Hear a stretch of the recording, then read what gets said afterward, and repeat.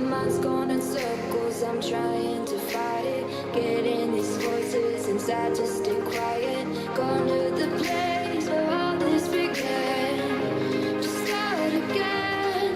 Oh, you won't see the light until the dawn breaks. No, till it's all said and done, you won't know what it takes. Gotta make a wrong turn and turn around.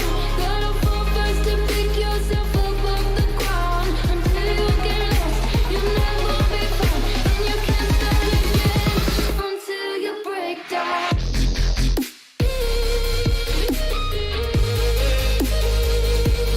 Break down.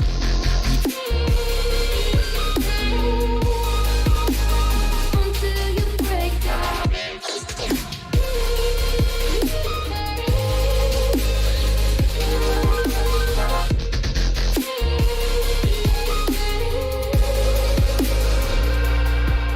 They say, be meek. Look beneath the bed before you go to sleep. Keep on, I shine. You'll surely get burned if you reach out and touch. My mind is a battle, I'm trying to hide it. Getting these voices inside to stay quiet. Gone to the place where all this began. Just start again. You won't see the light until the dawn breaks. No, till it's all said and done, you won't know what it takes. Gotta make a wrong turn and turn around. Gotta fall first to pick yourself up off the ground. Until you get lost, you'll never be found. And you can't start again until you break down.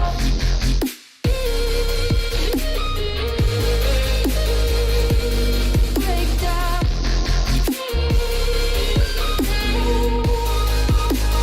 Until you break down.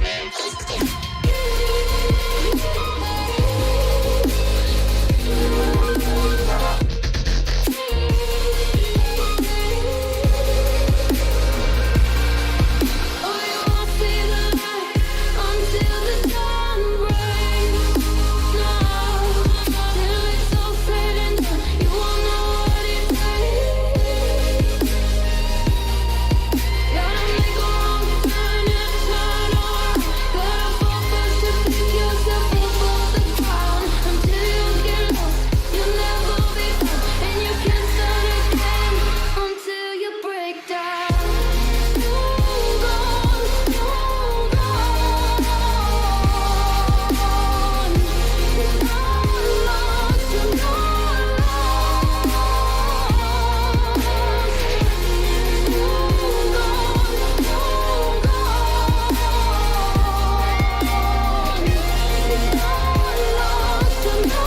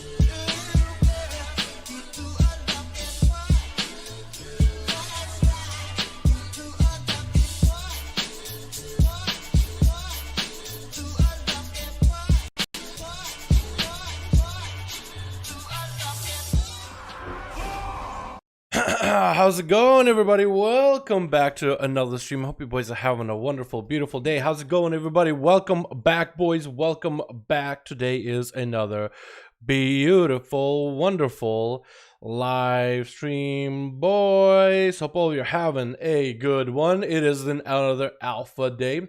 Tomorrow is Tuesday, reset, maybe beta announcement, maybe beta release. That would be cool.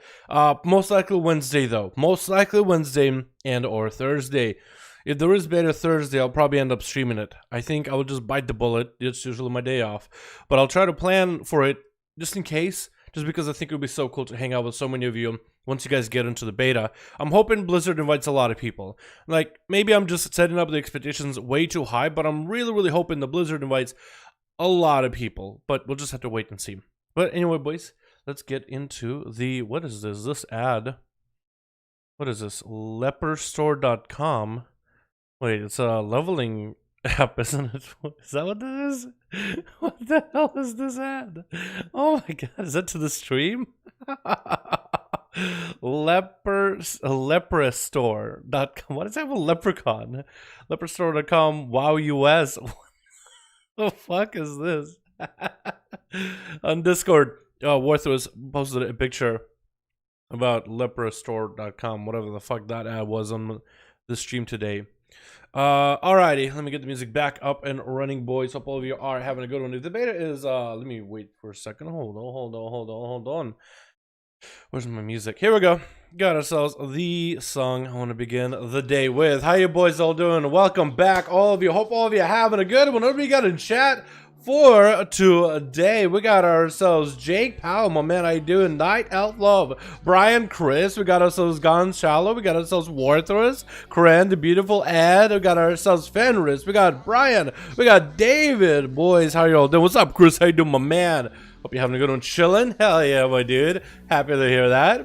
Dalaran wins the beta. Johnny boy, my man, probably Wednesday or Thursday, maybe a Tuesday. Check your BNet every single day. From now on, just check your BNet every single morning, afternoon, and evening in case you get in. Because we have no idea. It should be this week. That's all we know.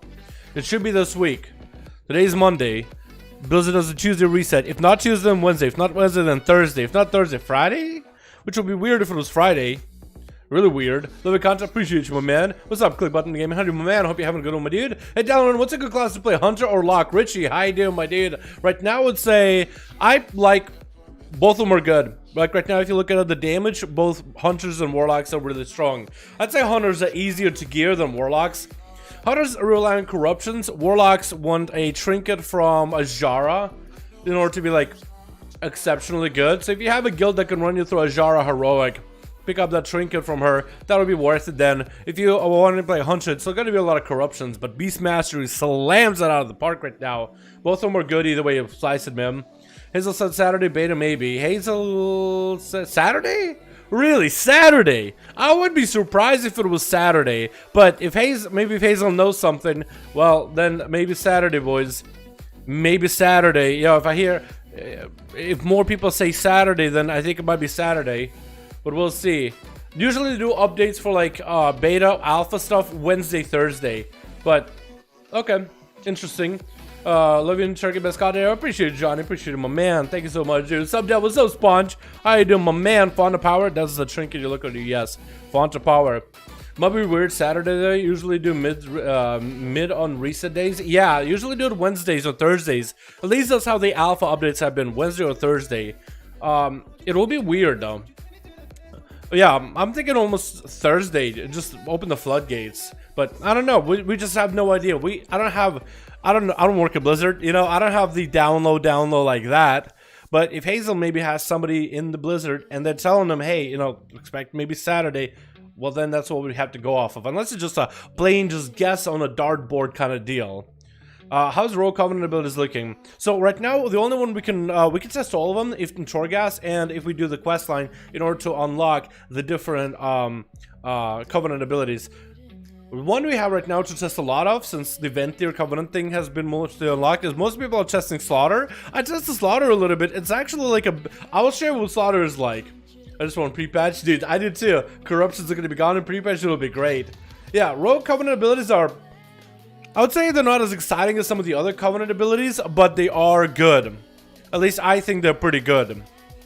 Like a lot of them for other classes are really super exciting and super like unique.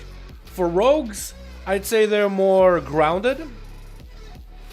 And they're more quaint, but Rogues is one of the best feeling classes in the alpha right now, either way. Like, we actually feel insanely fun to play and insanely enjoyable. Some classes feel a little bit sketch, and some feel like they rely on their covenant abilities. Rogues feel like they don't rely on covenant abilities, and they only slightly enhance the gameplay. Which is good for Rogues, because if you try to figure out which one is the best out of all of them, I feel like the difference between the best and the worst is lower than some of the other classes out there. Of course, Bone Spike is insanely strong. I do like the Covenant and Kyrian one, but a lot of you guys actually don't, but I think the current one's actually kind of good. Jared's 2 common points, it gives you a finisher, that's going to be strong for sub. The Night Fae ability is not terrible, but I hate the vanish part about it. So let's say you try to do some world quests out there, and you apply this ability, after it ticks out, if the enemy doesn't die when it ticks out, it hits them with a big nature ability and gives you a vanish. That can force mobs to reset on you. I'm hoping maybe they change it, but it seems to be pretty strong so far. Hey Dal, what are your DK and Shadowlands? What feels better? Which one of those two feels better? That's a hard one, man. They're just two different classes that focus on different things. That's a hard one. Alrighty, boys. I got a couple things I want to test on the beta or alpha for the day. I guess it's kind of like a beta, almost. But it's, most exciting seeing Divine Toll Prop Pally, dude. That one is nuts too, isn't it? That one is good. What do you think? Which covenant should I go as a Frost Death Knight? I feel like you should follow your heart. Or you should wait until like top tier raiders come out and tell you which one is going to be statistically the best. Because right now there's some people that are just not sure how they feel about, like, they're just not sure how they feel about, you know, should you play abilities that are going to be statistically the best in terms of numerically, or should you play what's more fun? I'm going to play my rogue from Venthyr Covenant, right? I don't care about which ability is the top tier best. I'm going to play the Venthyr Covenant from the start. Because I was super into them from the get-go. I like the teleport. I think Slaughter looks cool. It actually has some PvP capabilities, which I guess is a bonus. I didn't expect this one though. But I like the architecture and the design of the gear. So that's why I'm going to play. I'm going to play Venthyr on my main rogue, and I'm going to main Venthyr. I don't care how it affects my damage. I'm going to try to see Blizzard is able to balance that stuff out. I'm going to be the guinea pig. You know what I mean? I'm going to play the way the Blizzard intends for us to play. You know what I mean? To choose one covenant for any reasons, whether it's power gains or cosmetics, and just pick one. Just pick one. So I'm gonna do one because I like the cosmetics, but I kind of also like the powers and the unique feel of it. You know, I'm gonna try that. Oh man, and we'll see how well it works. Let me go and grab water real quick. And I'll be right back, boys. Okay? Be right back. Let me get some water and we'll start this. Literally, be right back. Don't be switching my chat.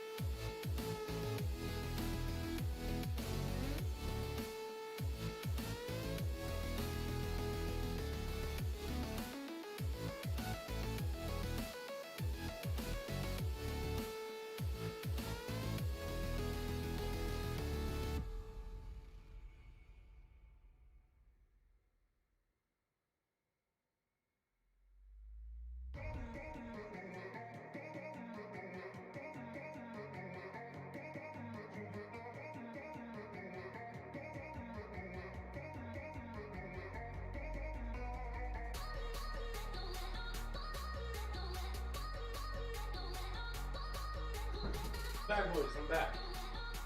I got a Dr. Pepper instead. Felt getting some sugary, caffeinated, teeth-rotting goodness. Oh, let's go. I'm not saying the Dr. Pepper is bad for you. I'm saying all soda is generally bad for you. Take care of the teeth. Use your responsibly. Alright, let's take a look at some of the different classes we have today. So, first of all, how do you like my Shaman mod? Second, I got the legendaries unlocked on the Shaman so we can test those. Another thing I want to test is take a look at some of the Druid changes for Balanced and Feral. Also, if you guys want to know more about the coveted ability for Rogue Slaughter, I have more information to show you. Some cool shit you'll like if you want to play PvP as an Outlaw Rogue, or any Rogue really. And maybe choose event there. How you boys all doing? Shaman looks pog? Doesn't he though, dude? It doesn't even look like the same Shaman. I love that helm. I think it's actually a plate helm. Or maybe it's like a copy of the plate helm, but for male users. And the rest of the mod fits. I was thinking like a sand dune Shaman. It looks amazing. I like the maces on him too. Everything just fits pretty well. I would try to find feet that fit, but then I was like, you know what? I'll just wear no boots. Just feet. Can you test Survival Hunter? I could show you Survival Hunter. It doesn't feel too great to play, but it's alright, I guess. It does a lot of damage. What's up? Yo! Steven, I do my man. Would you be able to vouch the preach said he was going through the tree of your abilities?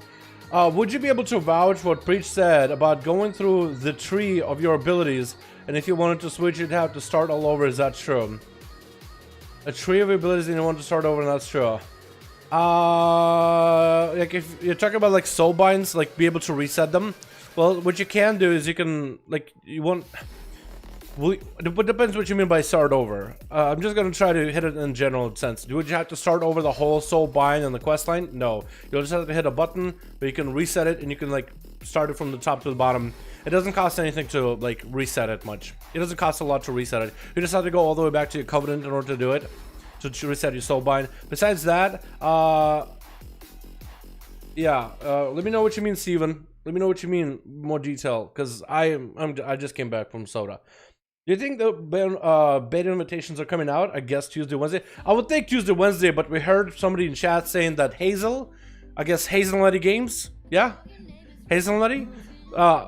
Apparently they stayed Saturday, so maybe they have somebody on the inside. I'm thinking Tuesday, Wednesday, Thursday, just every day from here on. Keep checking your BNet. If Tuesday, Wednesday, Thursday is not a date, then maybe Saturday. I'm thinking it has to be this week. They already said it's this week. We know it's this week. It says up boy this week. I'm gonna guess this week starting like Tuesday resets, because for Blizzard it's not Sunday reset start. It's not Monday. It's really like Tuesday for the servers. That's kind of how I schedule myself. Yeah, it would be weird for it to be Sunday or Saturday. Gonna show Druid first. Okay, well, which ones do you guys see? Do you want to see Shaman, Legendaries, Druids, or what do you want to see in general? I want to show you Shaman, Legendaries. I want to show Druids. I like to mess around on Rogue a bit. There's a couple things I want to show you. I guess if you guys haven't seen the video from today, we looked at the Legendaries for the mages. That would look pretty cool, yeah? Honestly, I think Tuesday through Thursday would probably, yeah, I would think Tuesday and Thursday would net more people for sure. Saturday because people work? Could be. Black and blue, it could be, but I guess we'll see, because normally they do updates Wednesdays, Thursdays for alpha, but I guess it'll be weird and out of the blue to do on a Saturday, but I can understand why they would do it. Druid, Shaman, Druid, please. Let's take a look at Druid real quick. It won't take long at all, because I want to take a look at where Pharaohs and Balanced Druids are, because they got changed a little bit. Actually, they got changed not a little, they got changed quite a bit. And then you end up not being invited anyways. Oh man, so dude. Okay, boys, I want to make sure all you get invited. Shadowlands beta opt-in.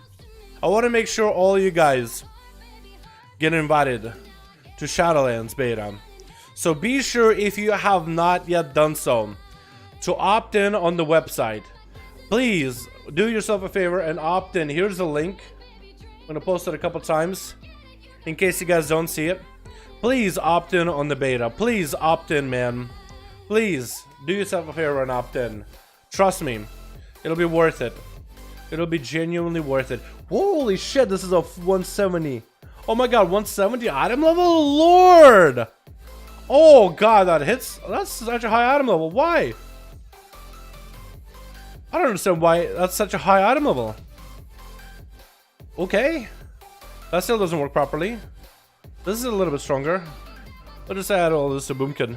Oh wow, okay. I need a better master, need better intellect. Here we go. Better intellect piece. Here we go. Now we're set. Alrighty, so I'm gonna boom you right now. Actually, we can take a look at Feral Druids first, because they got some changes. So let me go over all the feral changes, feral druid changes. I had Shadowlands class changes. We need to find druid changes in particular and see if we can take a look at some of the updates for druids. Common abilities, no. Class changes, that's the one. And we need the ones with the recent July 8th change today, or last build. So I want to take a look at those. So feral druids and make sure I'm in a feral gear. Agility, agility, agility, and let's go with this for extra agility, because that's a pretty high animal piece of gear right there, dude. It looks kind of cool too. They changed the different color schemes. Trinket statics are back. No, that's just for no. That does not mean that that's going to be our trinkets in the next expansion. That's just for testing. It's just the alpha beta stuff. I highly doubt it. No, I think we're going to have a lot of other variety effects. Maybe we'll have some stat sticks. Maybe there'll be some, but I don't think that's going to be like the priority for Blizzard. By no means. Dalaran played with Snippet, get Red Feral. Oh, did 2300 MMR? Did he make a video on it? I want to see. I've never seen him make a first video of you and Red, dude. I would love to see that. Rep cycling combo so strong, one metric kept healing 30 seconds. That seems like nuts, dude. That seems nutty. What's up, Patho? How you doing, my dude? What's up, Naz? How you doing, my man? I hope you're good. Yo, what's up, Robin? Hope you're good too, my man. Alrighty. Let's take a look at what we have with the feral. So the feral changes are Rip is now a stronger damage over time ability. So Rip is now going to do more damage. Which, how much damage does Rip do? Rip and Rake. So Rip does, in comparison to your other abilities. Honestly, I should make a level 60 feral so we can test this. Should I do that? Should I just go and make a level 60? Because this level is 59. I can't really do much for it. Rip does about 200 damage or so. Non-crit.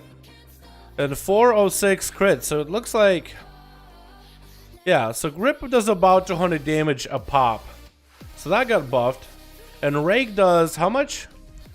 Rake does 420?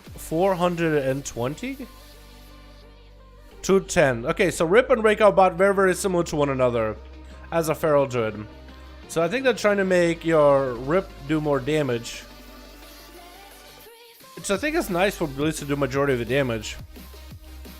Yeah, your Rake does a little bit more damage than your Rip. But Rip is still a strong ability, either way you slice it.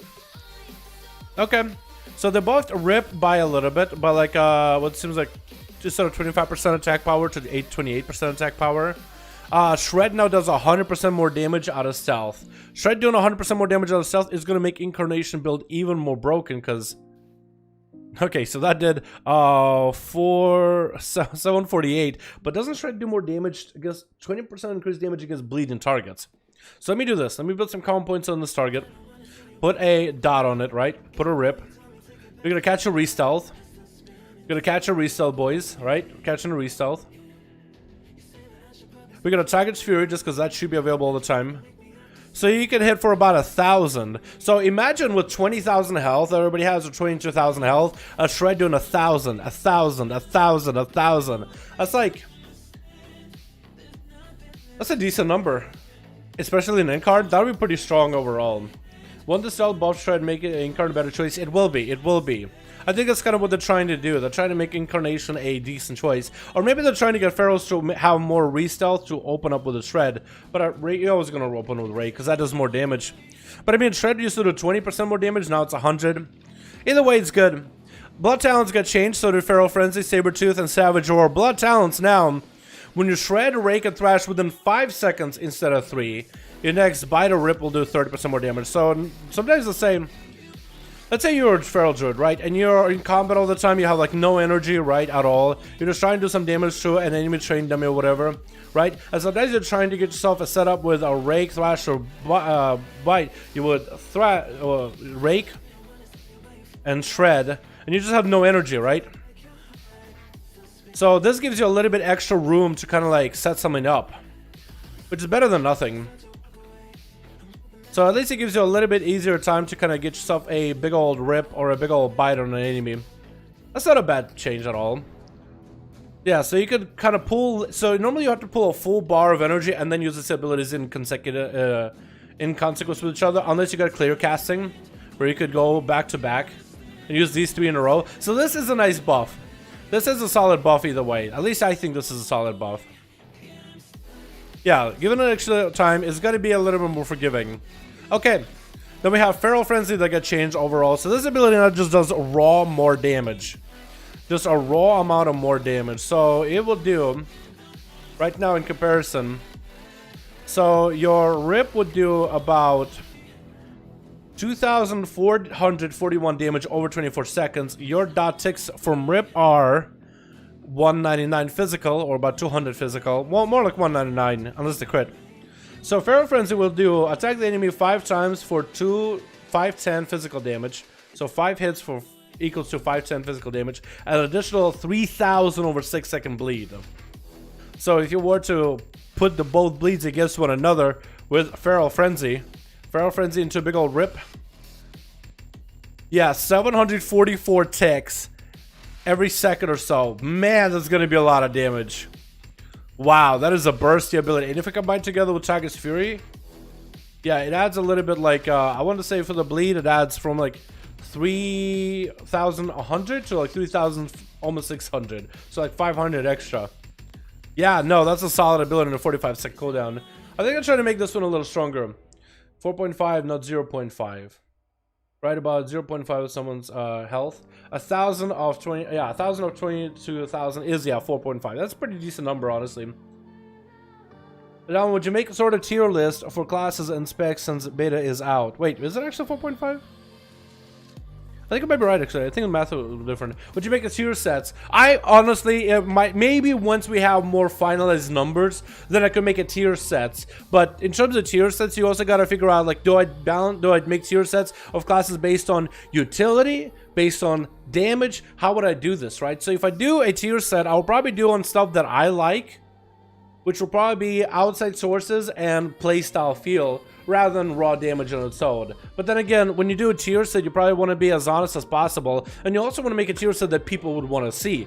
I can't just be a tier set of like, my favorite class is based on my favorite color, right? That would be the dumbest thing ever, but that could technically make a tier set on that. So, but we need to have more concrete, more raw information, and a lot more data before you can make a tier set of how classes are looking closer to the end of the beta. But maybe, I'll consider it.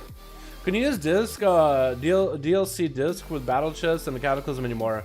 A DLC disc with battle chest. I believe that will just redirect you to the website to download the game. Maybe one based on PvP and one based on PvE. Like which specs I think are going to be strong for PvP or PvE. That actually would be a different... Yeah, I could totally do that based on like dungeons and raids. Based on... Well, I guess maybe you could do one for Man Plus for raids and PvP, since all those three seem to be like their own gameplay kind of deal. Did Blizzard improve the visuals in Shadowlands from the last expansion? I haven't played this game. Well, look at the skybox, look at these stuff here, look at the wonderful, wonderful architecture behind me. Class visuals, ability stuff, I think there's some new stuff here, but in terms of just the way that the game looks, it doesn't look like World of Warcraft anymore, I can tell you that. You should totally check out some of my older videos. It shows more of the visuals. Check out the Torghast stuff. Check out the zone videos, dungeon videos. I think you'll be impressed with some of the stuff in terms of aesthetically how good this all looks. A raid's only 10 men or any higher. So raids, it depends. If you're doing mythic raiding, which is the highest tier raiding, that's 20 people. If you're doing like heroic normal, that can flex. So you can have anywhere between like 10 people to 30, and the content will scale based on the group size. In LFR, I think there's like 25 people, and it's like on the lowest possible difficulty, but even that scales too. Yeah, so there's difficulties. Okay, going back to the Feral Druid. So one of the biggest changes they've done is Sabertooth does 20% more damage, that's the aid, but now only increases your rip by 1 extra second on the target. So if I were to play, let's say, Blood Talents, like let's say I played a normal PvE current tier Feral build right now, right? Like a normal Feral, right? Like how you would right now in Battle for Azeroth. Can I maintain my rip for nearly as long? Because Sabertooth now is, it's only 1 second damage increase, right? It's not really that much. Check out the Vistex for fun. No problem, friend. The version has a lot of Diablo feel to it. The Torghast definitely does. Some said even it has a bit of this like feel between the 4 zones and 4 covenants of Lord of the Rings. Is there any villain we haven't defeated that can be a boss for the raids outside of maybe Sylvanas and we know Denathrius? Probably the Jailer. That's a new villain. I would say maybe they'll do like a Kyrian raid, Maybe there will be a Fae raid. I think that'd be kind of cool. Maybe a Maldraxxus raid, or Maldraxxus versus fighting for one another, or fighting for power, because there's some conflicts going on there. Topic isn't WoW, but I think rethink what you think. Oh, people said.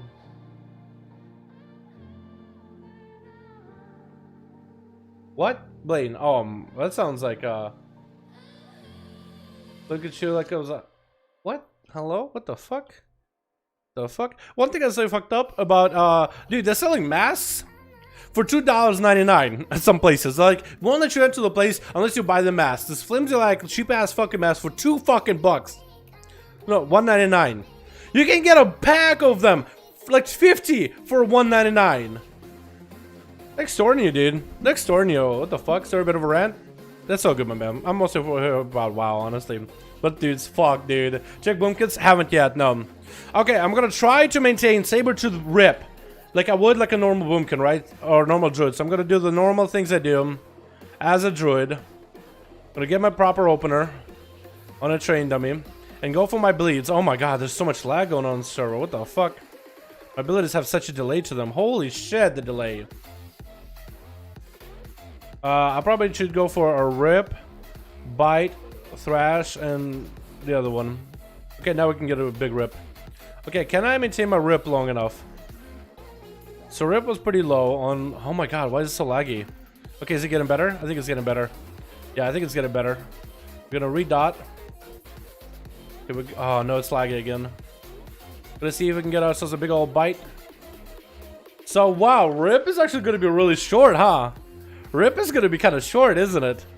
Okay, let's get our dots up and running. We'll get re-rip again. Oh no. Rips are gonna be short. Yeah, so with Sabertooth, you can't just like ignore rips anymore. You'll have to reapply rips.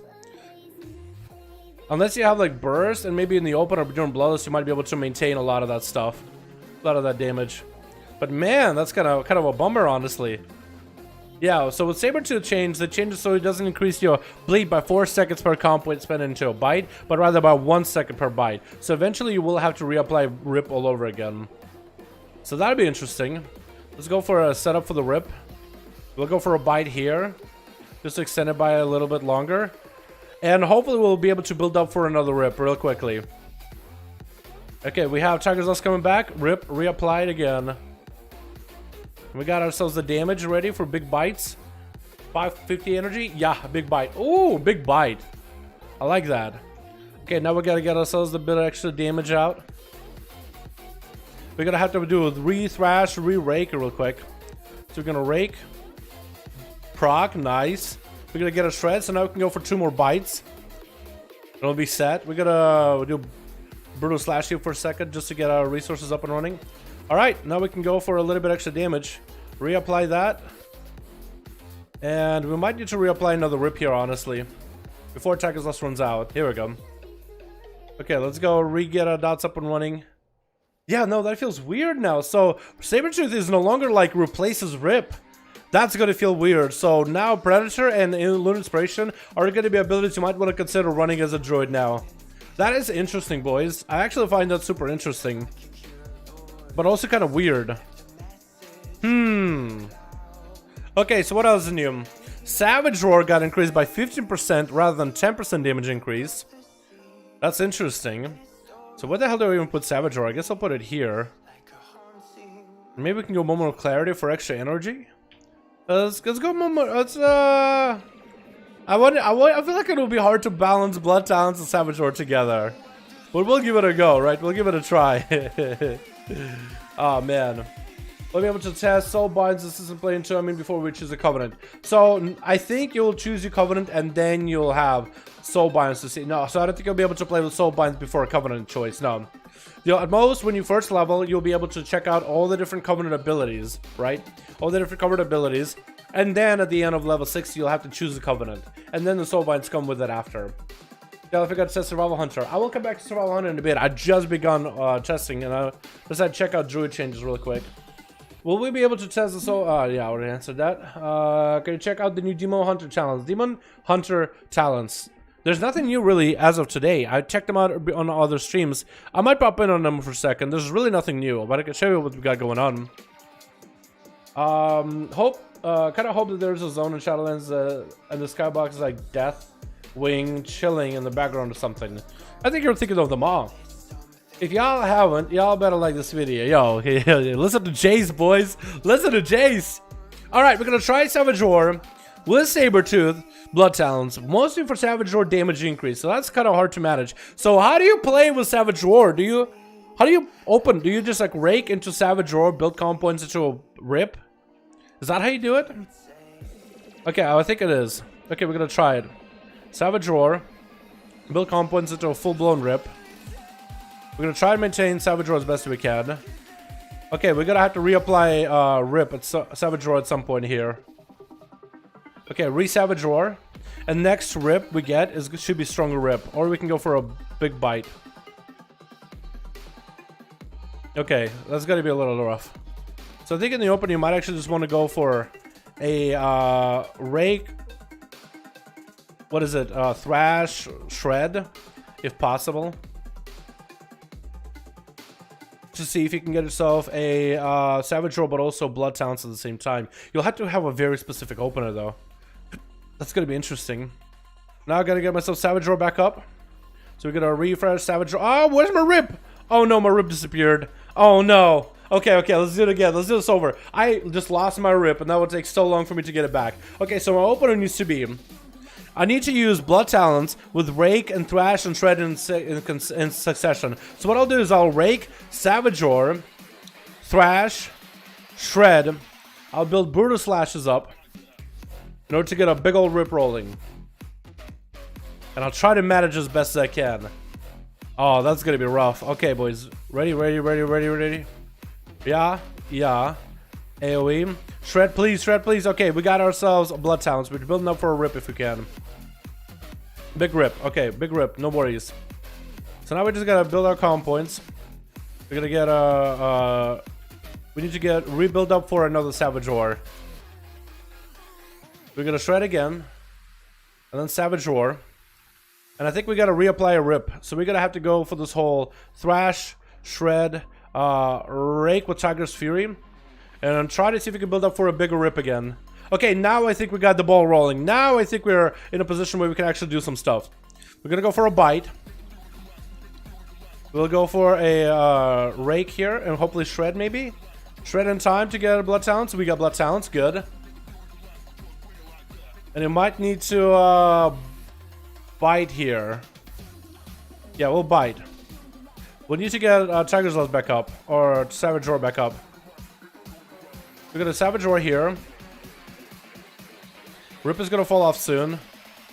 So we can just put up a rip because we all still have Blood Talents. Rip fell off. That's awful. That's hard to manage and juggle those things. Wow, that's just Blood Talents, but also the fact that bites no longer prolong your bite. So you used to just bite and Savage Roar, but now you have to bite and maintain rip and maintain Savage Roar. That's hard. Maybe if you might go for like a bleed heavy playstyle where you just Savage Roar for the sake of putting up a dot on things. And then I could see it. But that's harsh. Oh my god, Savage Roar back up immediately, please. Okay. Man, managing common points is gonna be tough. Yeah, wow. Oh no, this feels awful. Rip fell off. Oh, we got a buffed rip. Oh man, my brain is working into overdrive right now trying to manage Savage Roar, buffed rip with Blood Talents, as well as Rake, and trying to get bites into prolonged rip that doesn't last long at all. That's so tough. No, you have to play a Moment of Clarity or something. You have to play the Feral Frenzy Moment of Clarity. You cannot play Blood Talents with Savage Roar. I feel like it's impossible. That's so hard. That's way too hard. I'm gonna go Moment of Clarity. Maybe I'll get more calm points that way and just maintain. So I'll maintain a rip. I'll try to bite when I can. But actually, can you bite? Maybe I should go Loon Inspiration at that point because that's just an extra dot that I can maintain. Because I don't get to bite often. So I don't get that much value on the bites. That's hard. Oh, we'll try this. That's tough. Bit is going to be Sunday this week. That's all we know. Hazel said he has an inside source. Someone could be Saturday, though. I guess we'll find out soon, yeah? Find out eventually this week. Feral looks out to play with this setup. No, Feral actually feels pretty good. I feel like the change, well, I mean, it doesn't change that different, and I was hoping it would get some new updates. But in terms of the talents are enhancing the playstyle of Feral, in my opinion. However, they would change the Savage War, change to the Sabertooth. You cannot play Sabertooth together with Savage War and Blood Talents. You'll have to go play Lunar Inspiration or Predator because Sabertooth will not increase your rip. So you basically have to forget about biting. Forget about biting, maintain this 15% damage buff that buffs your bleeds, auto attacks, and bites if you ever get any in. Maintain bleeds, maintain buffs, and only bite if you have nothing else to do. And Blood Talents kind of gives you this combo thing to give you more bleeds, but it's so hard to pull off. At least right now for me it is. So let's try Savage War, Moment of Clarity, and Sabertooth, because that might give you more chances for Omen of Clarity, which gives you more comp points, which makes it easy for me to manage this. I just want to test it out. So yeah, hopefully we'll get beta this week. What do you think about Shadowlands in terms of PvP? I think we haven't really got to see a lot of the PvP systems implemented yet. I think hopefully in the beta, Blizzard will put up maybe like a PvP server that puts players into one area with trained dummies where you can duel each other, where you can buy PvP gear, and we can like test abilities against one another. Hopefully, yeah. Alright, let's try this. We'll go for an opener here. Savage Roar immediately. We're gonna build up calm points to get ourselves a big old rip. We'll try to build up for a Savage Roar if we can. Savage Roar. Full Savage Roar is up. And we're gonna go more shreds and big old bite since we have the energy. We've been able to spam abilities quite well. We're gonna go for a big old bite again. Re-rake. Got us Tiger's Fury. And we can go for another bite, which makes managing this rip a lot easier with this setup. Okay, we're gonna have to reapply the rip, and we're gonna have to reapply Savage Roar soon too.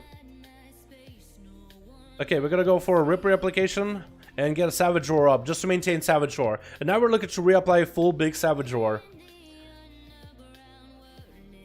Okay, big Savage Roar is up. Actually, we'll go for a bite.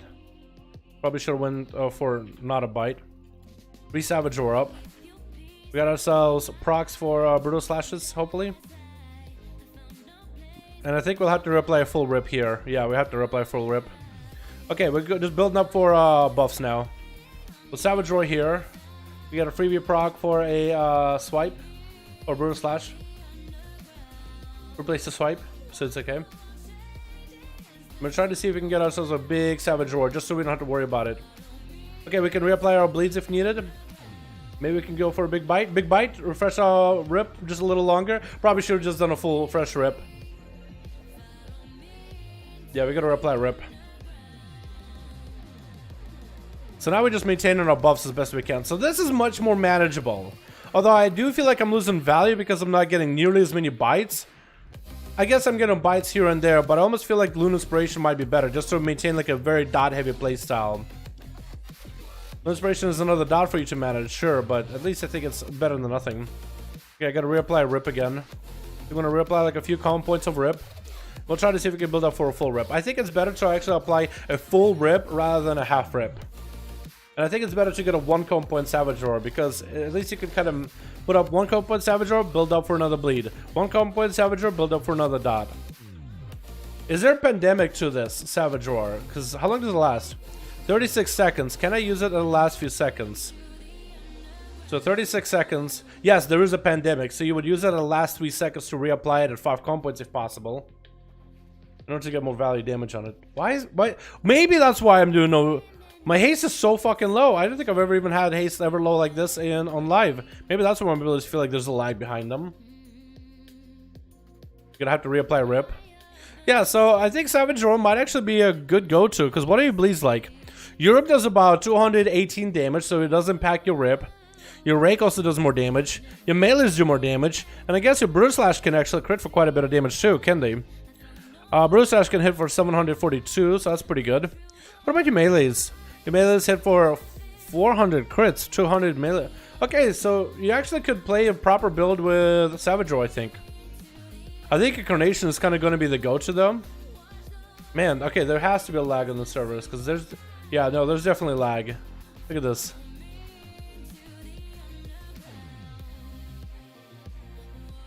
Yeah. How do you play with one hand? What do you mean? I guess if you have like a Naga mouse, or if most of your abilities tied to your keyboard, then I guess you don't really need both hands unless there's certain abilities that tie to it. Like on my Naga, I usually have like utility abilities like my sprint, my thrash, which I don't always use in AoE. So I'd have my swipe or brutal slash on my keyboard. What else would I have tied to my mouse? I have my dispel, which you don't need to use regularly. For some classes you do. Key bindings, yep, that would be key bindings. Just play Feral PvP casually, one-shot people with an open and walkout with chicken rating pretty much 0 brain. I don't think Ferals can do that. Well, maybe in BFA they can right now, but I don't know about that. When the Feral does as much damage as a Fury Warrior in 8.3, I think it does more damage than a Fury Warrior in like a burst. Yeah, Fury Warriors are not really meta in 8.3, unless you're dueling. Duels in particular, they're good. Alright, let's see what else I could play here. Oh, they also did buff Lunar Inspiration, so apparently Moonfire from Lunar Inspiration does do quite a bit of damage now. So what can I put Moonfire that I can like access it all the time? I'm just replace it with this for now, with Soothe. For now. I might change it. So let's try going for a full Lunar Inspiration build, boys. We'll play Feral Frenzy. We'll play Brutal Slash, we'll play the Lunar Inspiration and just maintain dots the whole time. How does that sound? We'll try it, right? We'll try it. I need to put Feral Frenzy here then.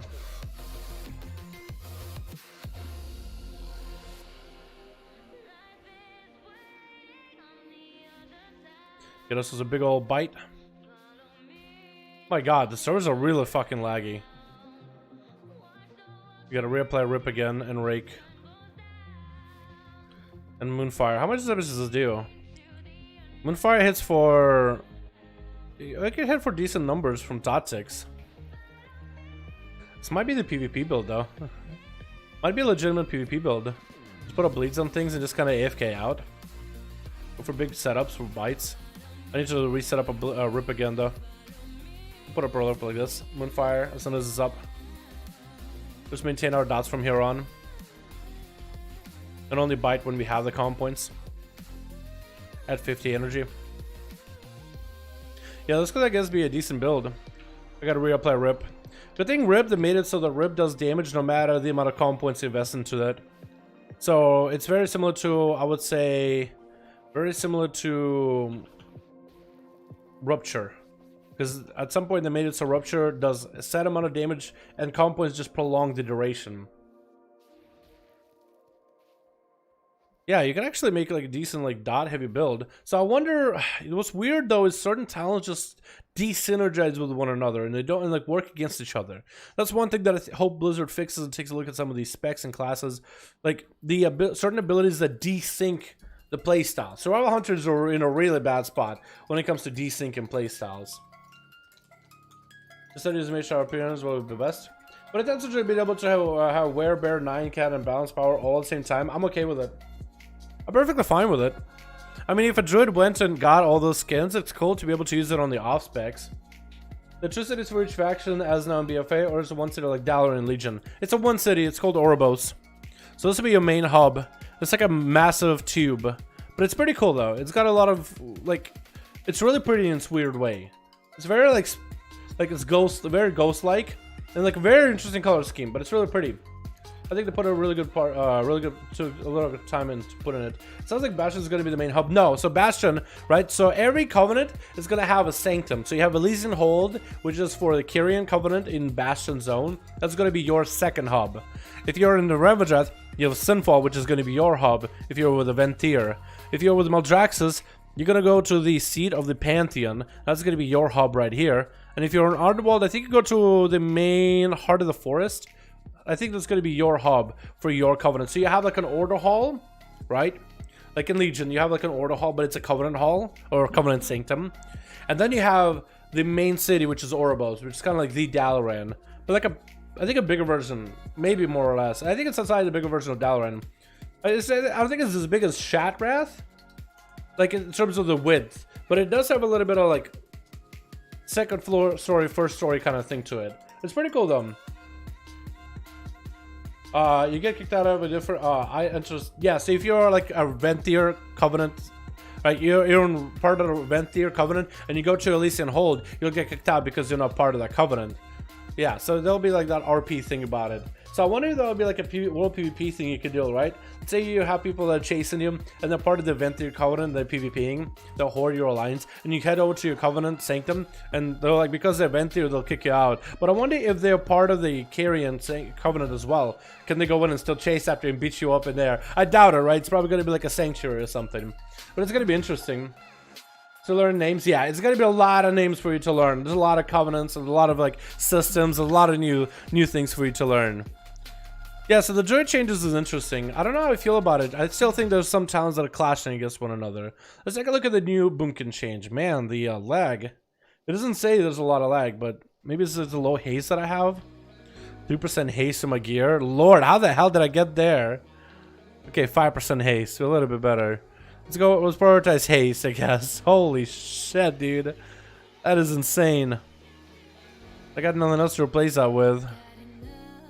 Look at haste here. No, it's already hasted. Oh, God. 5% haste. Maybe that's why it all feels so weird. But it definitely feels like there's some lag to it.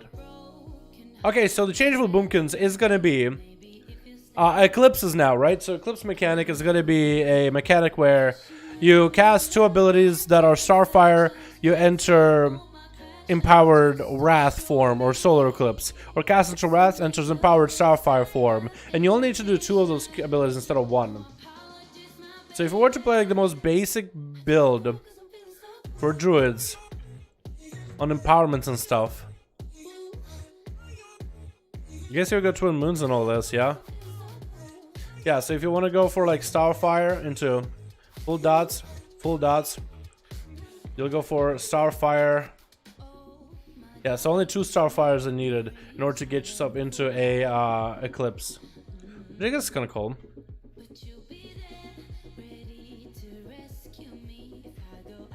Let's go for celestial element, dot everything up. Oh my god, the lag is insane. Get Star Surgeon just to get extra haste. Man,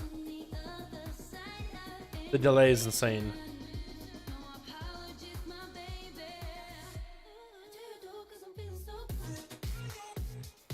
Oh my god.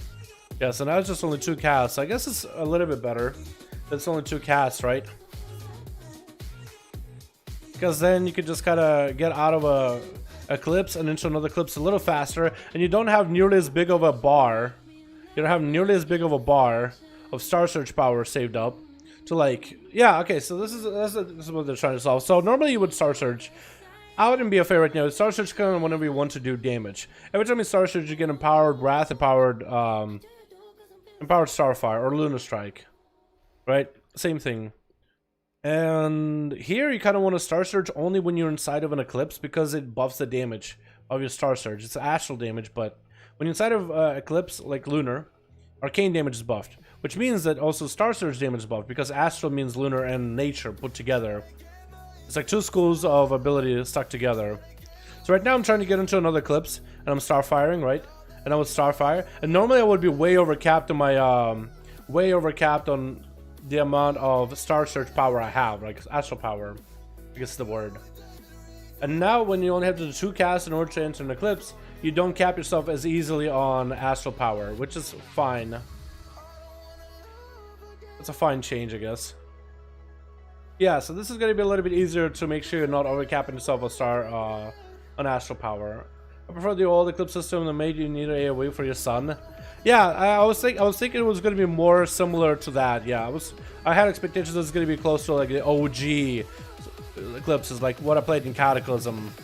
But this is fine. It's actually not a bad system. Like I saw a YouTube video where a guy played the eclipse systems, right? He actually played with the eclipses for a little bit, and he was able to show like what some of the cool things you can do with them and how they're actually kind of fun. So I can't disagree anymore that eclipses are bad. They're just different than what I expected, I guess the best way to put it. But it's not a bad system in general. Like on its own, it's not a bad system. Yeah, so now it became a lot easier for you to switch from one eclipse into the next. So in terms of overdrawing on resources, that becomes a lot less of an issue. That's not bad at all, yeah. This is better than it was. Is it loud? You think so? Is it loud? Or am I quiet? Maybe I'm quiet? Hold on, I can make myself less quiet. Do, do, do, do, do, do, do. Do, do, do, do, do, do. How's that? Is that better? Is that better, boys? That should be a little bit louder, right? Okay, if the music you thought was a little too loud, maybe I'm not being loud enough myself.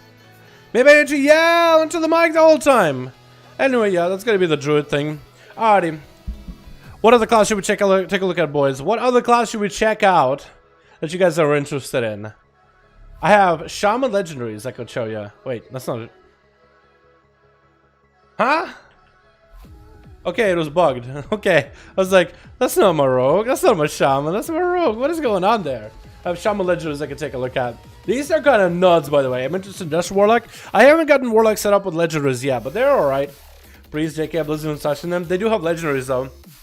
Red Palette Legendaries. They don't have any yet. It's hard to tell which classes have Legendaries, but we can only go with classes that have been data mined, right? Take a look at the Monk for a second. Legendaries are technically data mined, but they're not in the game. So I can't test them.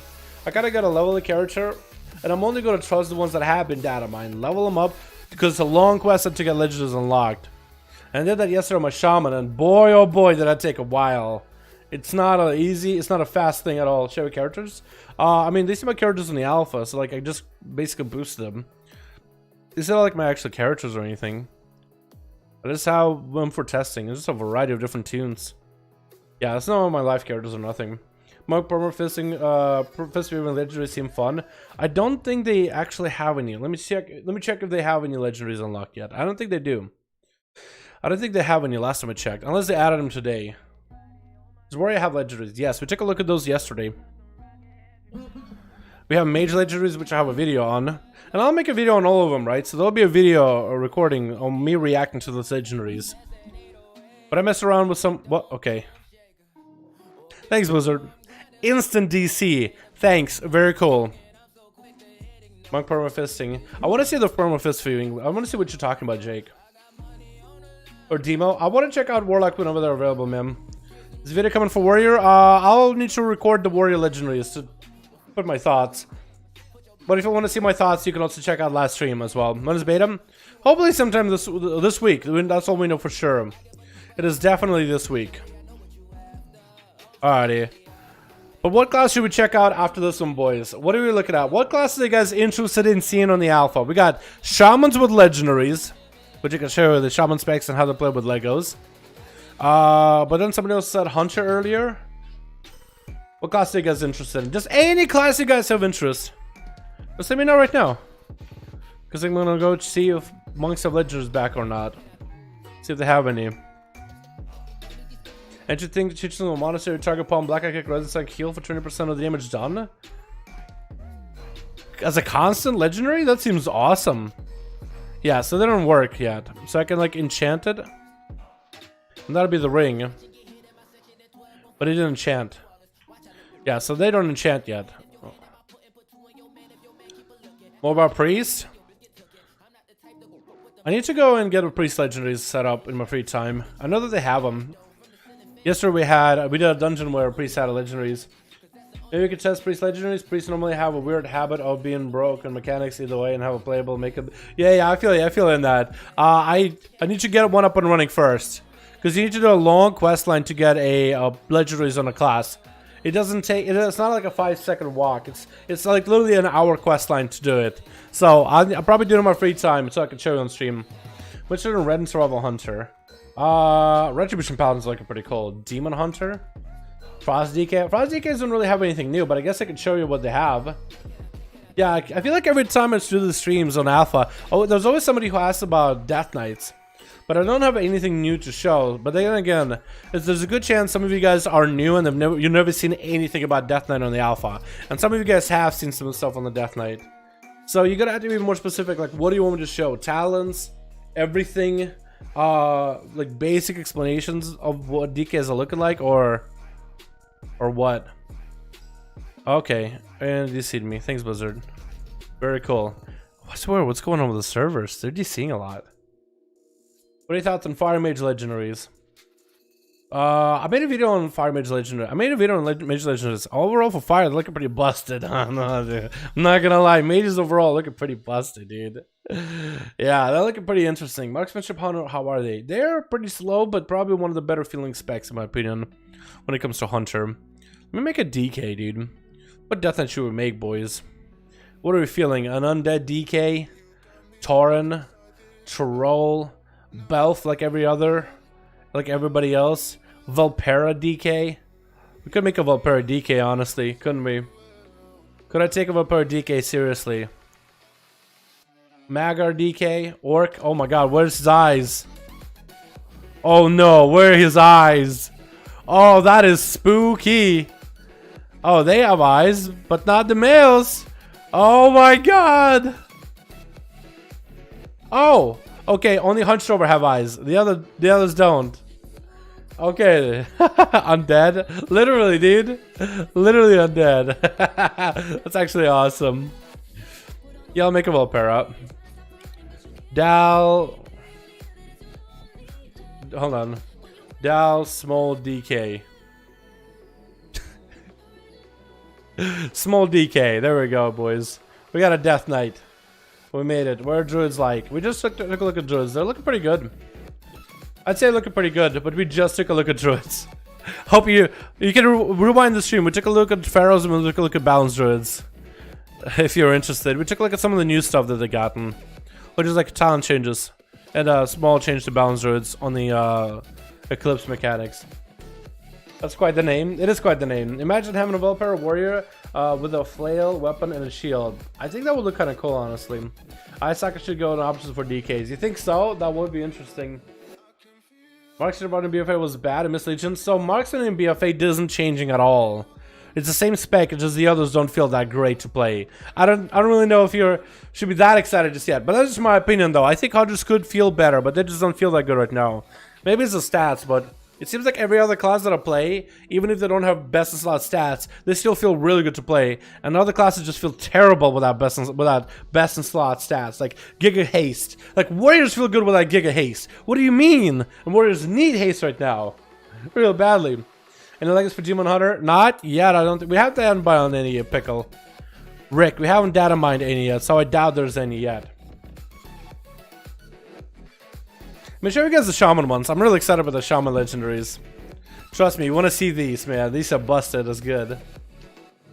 Sad days with Boomy mains. I think Boomies are gonna be fine. They're actually... Well, so there's some Boomkis that are saying they actually like the changes that they've gotten. Just, I have a personal opinion on them, you know? Oh, come on! Okay, I'm just gonna zone in and stand still until the servers catch up. Whatever the hell is going on, it seems as soon as you log into the alpha servers, if you move too early before someone loads in, you just get DC'd immediately, which is so annoying at this point. Oh my god. You try Warlock Legendaries? Tommy, I haven't gotten Warlock Legendaries yet, or Hunter Legendaries, or Priest Legendaries, and to get them, I have to go through 1 hour worth of quest lines in order to unlock them. So when I find some free time, I will, but I need to find time, dude, because I did the Shaman yesterday, and it felt like getting your Legendary Cloak in BFA on every one of your ults. Like, you go through all those long quests of back and forth and running here and there, there's a lot of time sink. So, hopefully I can find some free time, maybe like while a video is rendering, or when I'm watching the stream, eating food or something. I'll just do that quest line very slowly, just so I don't go crazy. It takes a while. I wish they would just, like, add you an option to just be like, to make a level 60, and give you a portal into the legendary room, so you don't have to do the quest line. Like, it's fine. The one who test the quest line, make sure it works. It works. I've done it on 5, 6 characters now. I don't want to do it on 5, 6 more. Yeah, it's driving me insane. Just gotta start feeling good, what you're feeling about. So this is my personal opinion. I think Shamans feel good. Rogues feel insanely fun to play. I like Warlocks. I like the changes the Demon Affliction have gotten. Warriors feel awesome. I like the changes they've gotten. The Legends look quite cool. And Death Knights. And Paladins. I feel all those classes feel great. The classes that I feel a little weird to play are Mages. They don't feel any different. And they just feel like a slower version of themselves. Hunters feel like a slower version of themselves currently. I know there's like, probably with high Giga Haste you'll feel better to play, but Jesus, every other class is low haste. We have really bad haste on every class, and even with 10% haste, enhancement feels awesome. I mean, with more haste it'll feel better, but it feels great even with 10% haste. You just know that it's going to be better with better haste. But it still feels comprehensively good to play. It feels like it makes sense. Survival, Beast Mastery feel way too slow to me. Marksman always been a slow spec, so for low haste, it probably feels the best. But none of them really changed much. But they're good. Like, they do damage, I just would personally would like it to change. Shadow Priest, I mean, what can you say? What can you say? It's a Shadow Priest. They've been at the bottom of the barrel for quite a while. I'm pretty sure Legends will make him good, but hey, that's Shadow. Monks don't feel bad either. Demon Hunters feel okay too. I like the Demon Hunter momentum build though. Yeah, so if you're a demonic build, yeah, I think if you're not part of the Chad momentum build, I doubt you'll end up having that much fun. I think you should join the Big Dick Chads Momentums, boys. Demonic, huh? Weak. Okay, let me show you some of the legendary shamans have. Okay, and they have some nutty legendaries, by the way. These are insane. Okay, so first we'll start with enhancement, which is my all-time favorite spec. I want to show you enhance, then Ellie, then Resto, and then baseline, like basic stuff. Are survival still melee? Yes, they are. That the Blizzards mentioned in a interview that survival is staying melee. Survival staying melee, boys. Drill into your heads. Drill into your heads and decide now whether you want to even give a melee survival hunter a try or go for ranged. Because I know a lot of you guys love the range survival. So right now is the perfect time to either part with survival and let go of the range survival dream, or to accept that it's melee and give it a go. Right now is the time to either give it a funeral if you don't want to play the melee. I understand why you might not want to. Completely understand why you might want to. It's your decision. Or if you want to give it a go. Either bury it or try it. Right now is the best choice to do it. Best chance to do it. I mean, there might be some range capability for survival, but I doubt it's going to be a meta. You know what I mean? What do you think of Feral? I think they're fine. I just would like more changes to some of the talents. Blizzard has gotten changes to some of the talents recently, but yeah. Give me a spear, wield, and troll and a. That's what I'm saying! Survival as melee is fun! I wish they added single-minded survival. Like a single-minded fury? That would be awesome! And survival with 2 axes? Give me that! That'd be cool as hell. I'm gonna think they add more variety for specs the better. Like Shaman have a caster, melee, and a healer. And a fall in love with survival and a main Shadowlands. As long as it can make it stronger and feel better to play, right? They just have so many cool talents that just work against each other. So I feel like there could be just a couple of fixes, like make certain talents baseline and give them new talents, and I feel like the spec will feel complete. But it's always kind of cool, like idea behind it, like running with your pet, you know, shooting a crossbow with the poisons, grenades and stuff. It's cool. It's just I don't know how good it'll be. Give hunters ranged weapon illusions. So like, how would that work, Dan? Like, would you just basically hit someone? Would you run up to like an enemy and hit him with a gun if you're survival, or like shoot him with a spear as a marksman? How would that work? Throw an access legion. I remember that. Yeah. All right. So let me show you some of the elemental enhancement shaman legendaries. So first of all, we have the shoulder right here. Increases chance of you to gain a stack of Maelstrom weapon by 5%, and whenever you gain a stack of Maelstrom weapon, the cooldown of Feral Spirits is reduced by 22 seconds. So this gives you a Feral Spirits that are actually quite short in CDM. Timer. Here we go. Feral Skin return down. Feral Skins. I don't know what you mean. When does that balance of PvP in beta? I think later. I don't think it's going to be... The beta hasn't released yet, so maybe in a month or two after the release. Because they're not gonna, they're gonna do class balancing as the last thing before the release. The Storm Strike and other abilities still shake the screen slightly in Shadowlands. Don't think so. At least I didn't notice the screen shake. Okay, so I'm gonna try to show you this one. Every time you, whenever you gain a stack of Maelstrom weapon, the cooldown of Feral Spirits is reduced by 2 seconds, dude. This gives you Feral Spirits that are about like a minute at 30 seconds or so. So we're gonna try this, right? We're just gonna go generate ourselves as much Maelstrom as we can, and just play the class as it's supposed to, right? Just playing the class as is intended. Man, the lag on this character feels a little bit better, but there's definitely a little bit of lag on the server right now. So wolves are about 20 seconds before they're 20 seconds into the fight, and they're the 31 seconds duration for now. So about 30 seconds worth of wolves. I think with bloodless you can get it down to 30 seconds flat. So I'm trying to see if I can get wolves to come back as fast as possible. And there they are. So your wolves go from, if you are playing elemental spirits, which makes the wolves 1.5 minute cooldown. With this legendary, just wolves are a 40-second cooldown if you're constantly getting maelstrom.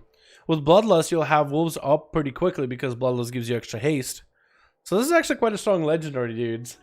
It's actually gonna be quite good. Didn't you see the shake? No, I didn't. Let me look. What shake are you talking about? Texture Taylor Blue Plus confirmed.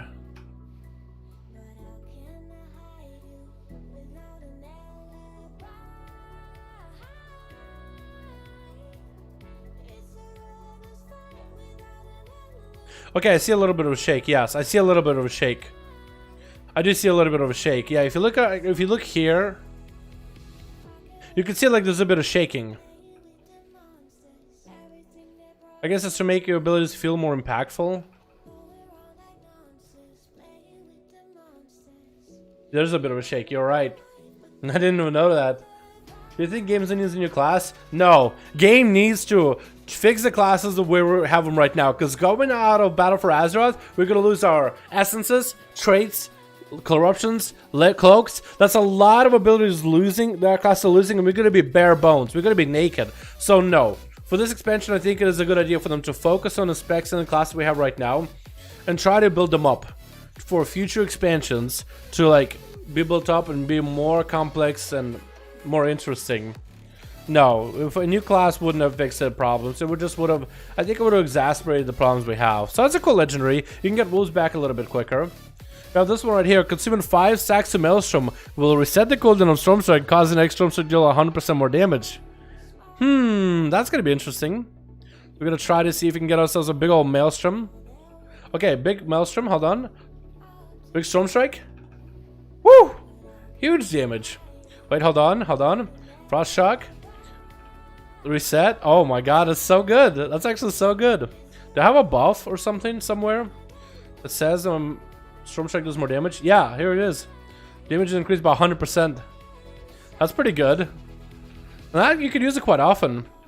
Like you can actually make sure you get like, I'm getting good resets into a lightning bolt, into a storm strike. That is a good reset. Oh my god. And together with Hailstorm, that could be extremely strong. Extremely strong. Oh my god, I'm getting procs for days. Hold on, let me go Hailstorm here. Big old Storm Strike. Lava Burst. Oh my god. The Lava Lash. I'm getting so many procs. So many.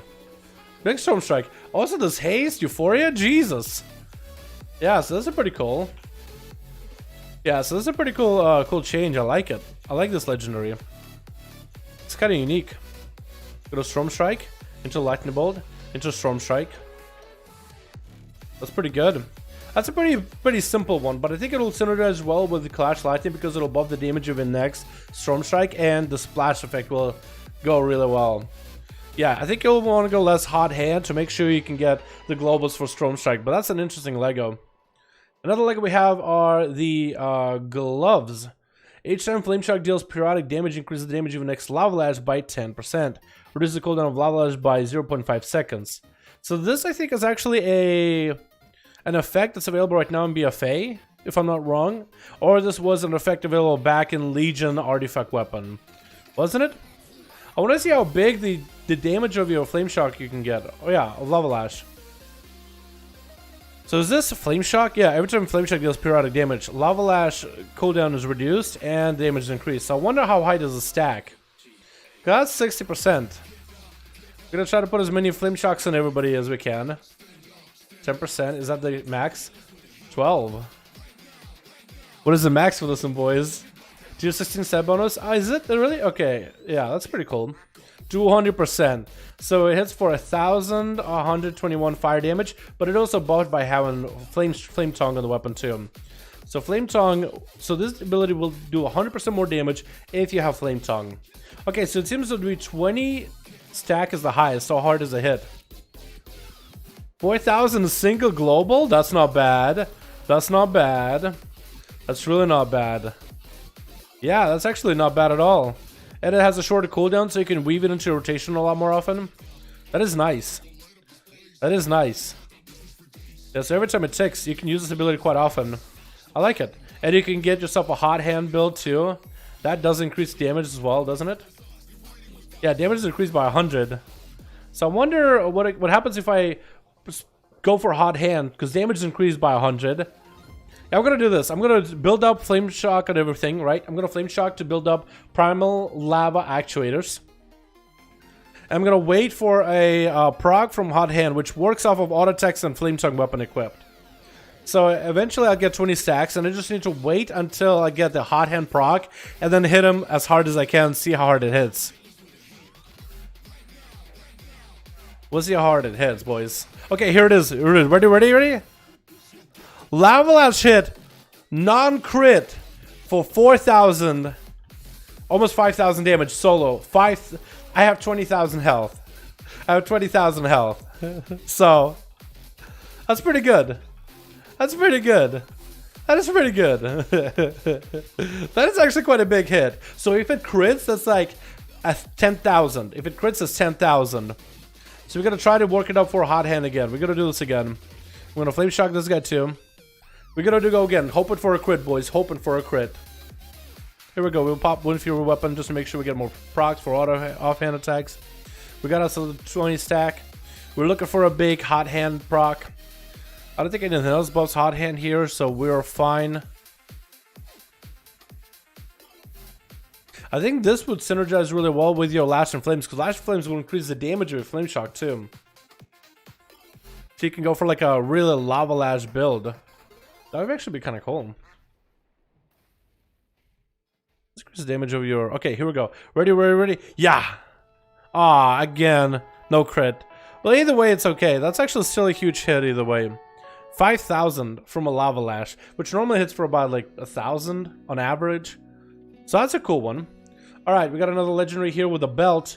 Dropping Wind Fury Totem, and this one is going to be the artifact weapon returning again, by the way. Dropping Wind Fury Totem grants you a 100% increased chance to gain Wind Fury weapon for 8 seconds. So, 100% Wind Fury weapon, you say? With Storm Fury, each time Wind Fury weapon activates, cooldown of Storm Strike reducible 1 second, with forceful winds increasing that damage. Yo, this is going to be some shit right here. Hold on. I'm gonna have to get the wolves up and running, right? We're gonna pop our racial, Wind Fury, Storm Strike. It's coming back.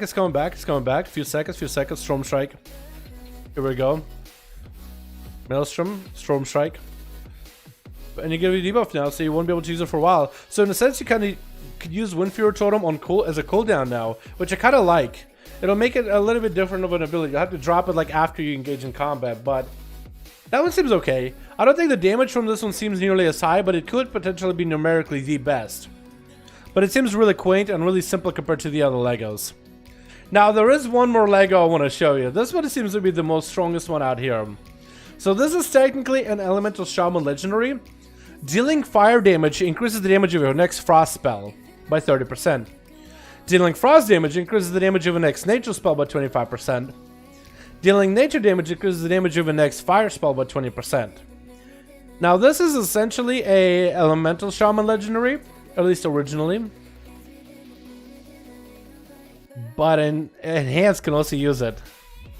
With your Frost Shocks, your Flame Shocks, your Lightning Bolts, your Crash Lightnings, and Lava Lashes being fire damage. That's quite a lot of damage here, boys, altogether.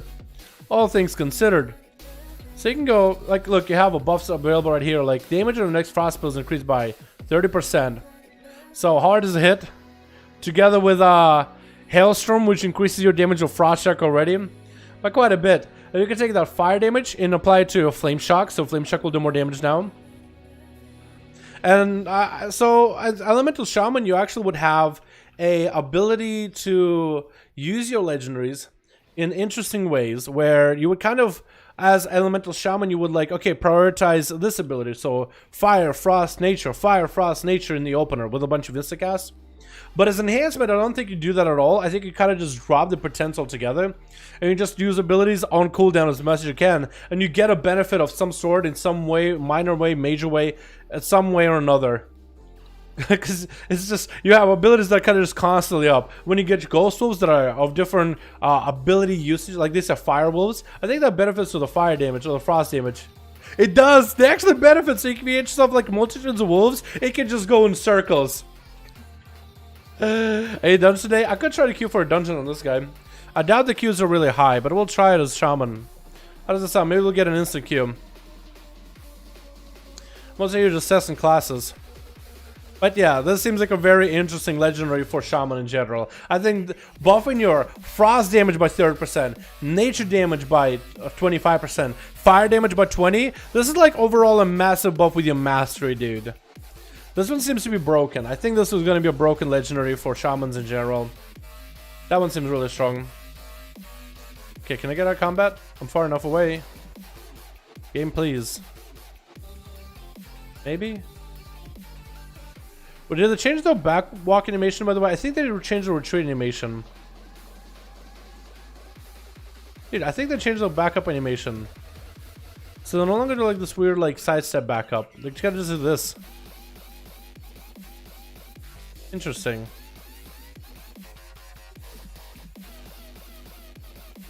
Huh. Weird. Alright, let's go to Elemental. Elemental has some really cool legendaries as well. I got to test some of this yesterday, and then we got Resto, and then we got base villagers too that are non-spec specific. So when it comes to Elemental, I gotta swap a couple trinkets and weapons. For Elemental Shaman, we have ourselves, well, the same legendary, you know, Bone Shatter Greaves. This could be useful together with a multitude of Ice Fury, Stormkeeper, Echo of the Elements kind of deal. At least I would say it'll be really strong there. We'll go for the Totems, just for the, actually no, these are really, really bad. Okay, well, I kind of know to use them. I forgot they're not the good totems, they're the bad totems.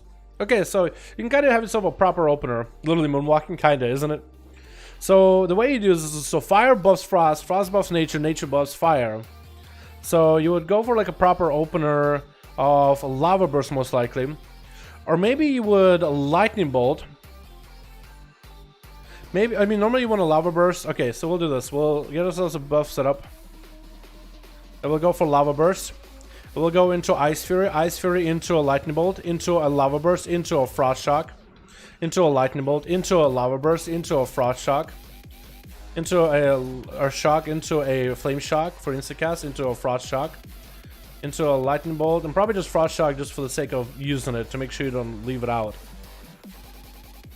Yeah, and I guess you would use frost shock after fire in order to do a little bit extra damage, but it doesn't synergize for Elemental nearly as well with Ice Sphere because that has a pretty long cooldown. But you do have your lightning bolts that will buff your fire damage. It's kind of nutty. You're gonna go for Ice Fury, Lava Burst into a Frost Shock, into another Lava Burst into a Frost Shock. Probably should do for Earth Shock, Frost Shock into a Frost Shock into a Lightning Bolt, Lava Burst, and hopefully Frost Shock at the end. Yep. So we got some value there, right? That was like a, it's an interesting, like, you gotta kind of go in circle, circle, circle, but it's like a very bursty setup where you're going for procs of Lava Bursts, Flame Shocks, Frost Shocks out of Ice Fury, and maybe together with Stormkeeper might give you the biggest burst possible if you're able to use it in like a chain. But in terms of sustained damage, you lose out as elemental. So maybe this will be used as legendary for burst damage if you could chain your abilities properly and get lucky maybe on a Lava Burst proc or two. But I think this mostly fits an enhanced and Shaman spec, but it is originally an elemental legendary. Originally you can only make it if you're an elemental spec, which is weird. Then we have ourselves Shoulders, where when you consume 6 or more stacks of Fulmination Earth Shock, your next Earthquake will be instacast and deal 6% more damage. Literally moonwalking? It is a little moonwalking, isn't it? You drop it though for good switches? It is a little bit of ramp up, yeah. So with this one, when you have every time you Lightning Bolt, you build up Fulmination, and then your Earth Shock, and your next Earthquake will do 250% additional damage, which is quite a lot, and be insta. So that's doing quite a lot of damage. That is quite a bit compared to how much damage it normally does. So it's 480, and the normal Earthquake is 136. But also, you can buff your Earthquake damage by going Chain Lightning. So I wonder if you'll use this for like Cleave, right? So you'll use Chain Lightning, you'll Earth Shock, you'll use Lightning Bolt to get Fulmination, you'll Earth Shock, into Chain Lightning when the Cleave come out, like when ads come out for a boss fight. You'll Chain Lightning them, and you'll drop a massive Earthquake on top of them. That could be really good, man. Let's depend on the state of Shadow Priest and Beta. They're really still very undercooked. I feel like there's still going to be updates for Shadow Priest. Right now, they're underwhelming for sure, but I think they haven't got the class changes they need yet, and I think it's just a matter of time before Blizzard does it. So yeah, that seems like an interesting legendary. I think it kind of, the extra Earthshock damage or into Earthquake damage, it's kind of nice. Wait, I actually do wonder if you can build up a bunch of Fulmination. How much Fulmination can stack up into Earthquake? No, Stormkeeper. I want to see if it stacks past 250. That's what I'm wondering here, boys. Can it stack past 250?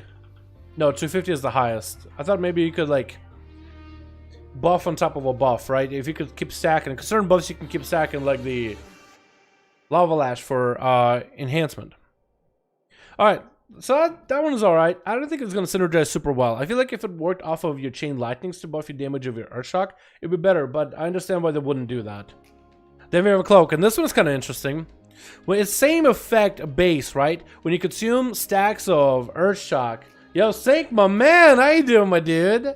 What's up, my guy? Yo, can we get an hashtag Sync? I don't know if his alert is gonna show up on screen.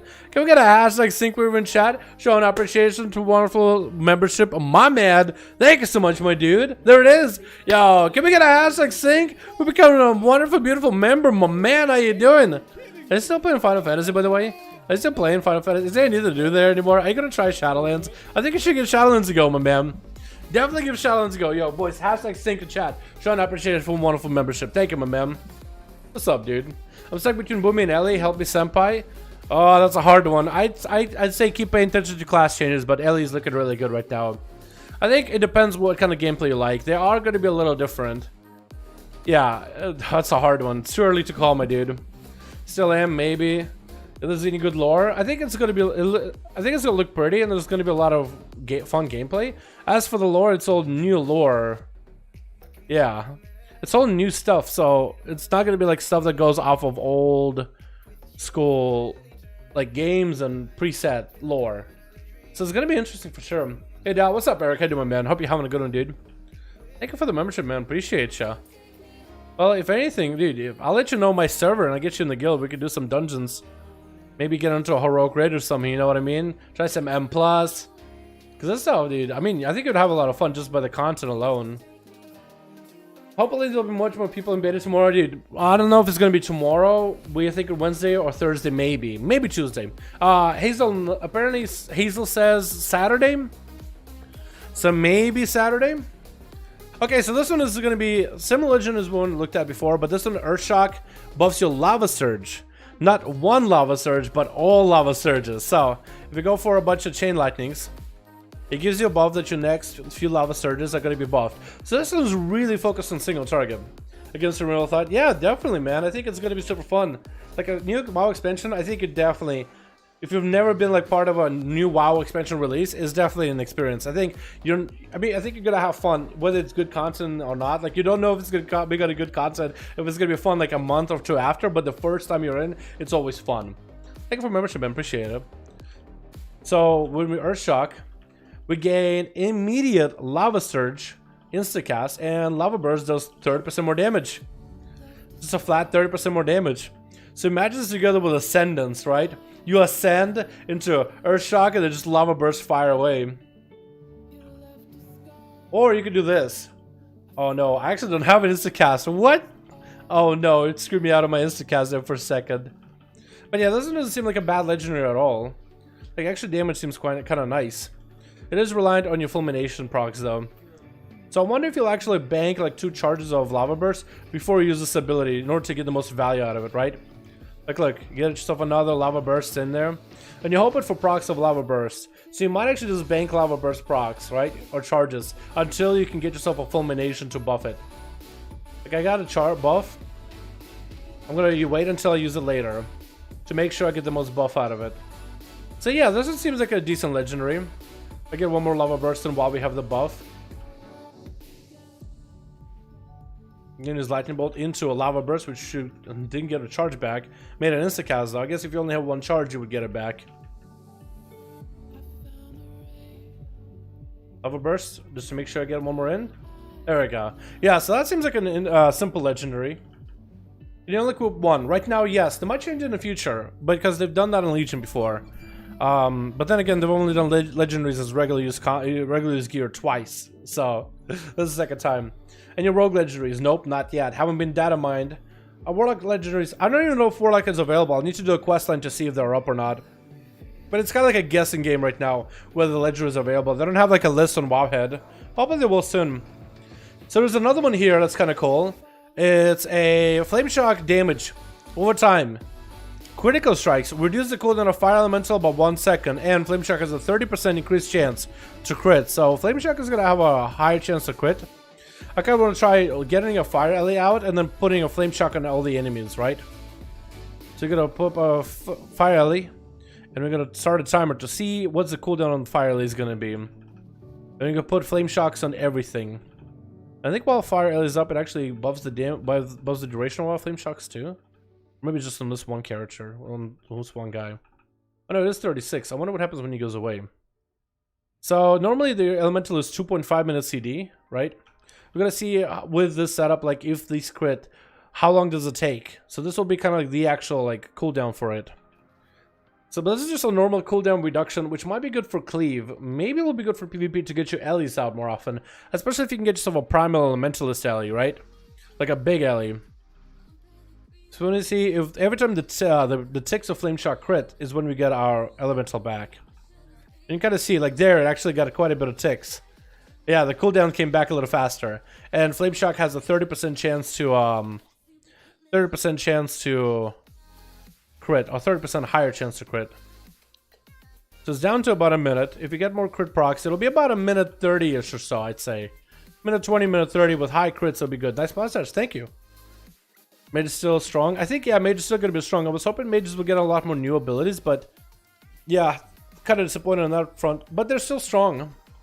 They're just not all that new.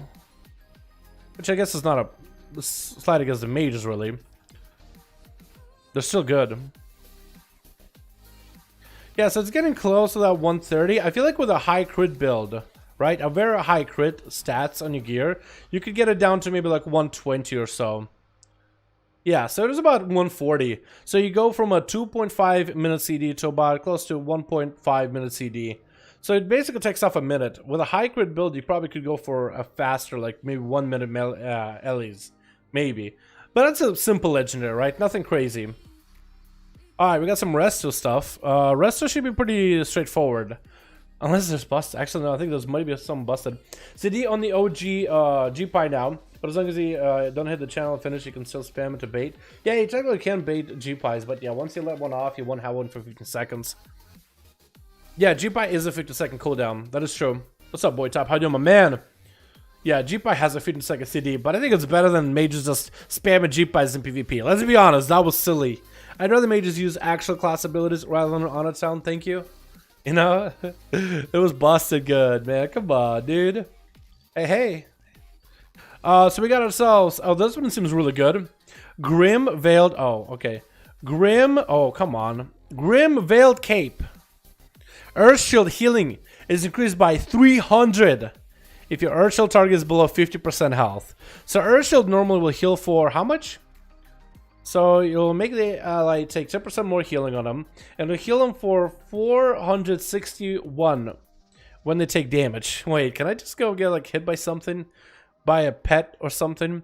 So the healing will be increased by 50% if your Earth Shield target is below 50% health. Dude, this is where I need one of you guys on the alpha right now, or when it gets to the beta, so we could test these legendaries with one of you guys hitting me in the train dummy.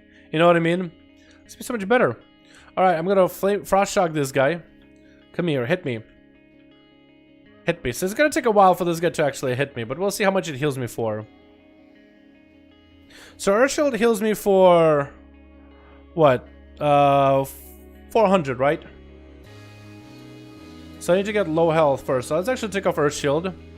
So this is below 50% health.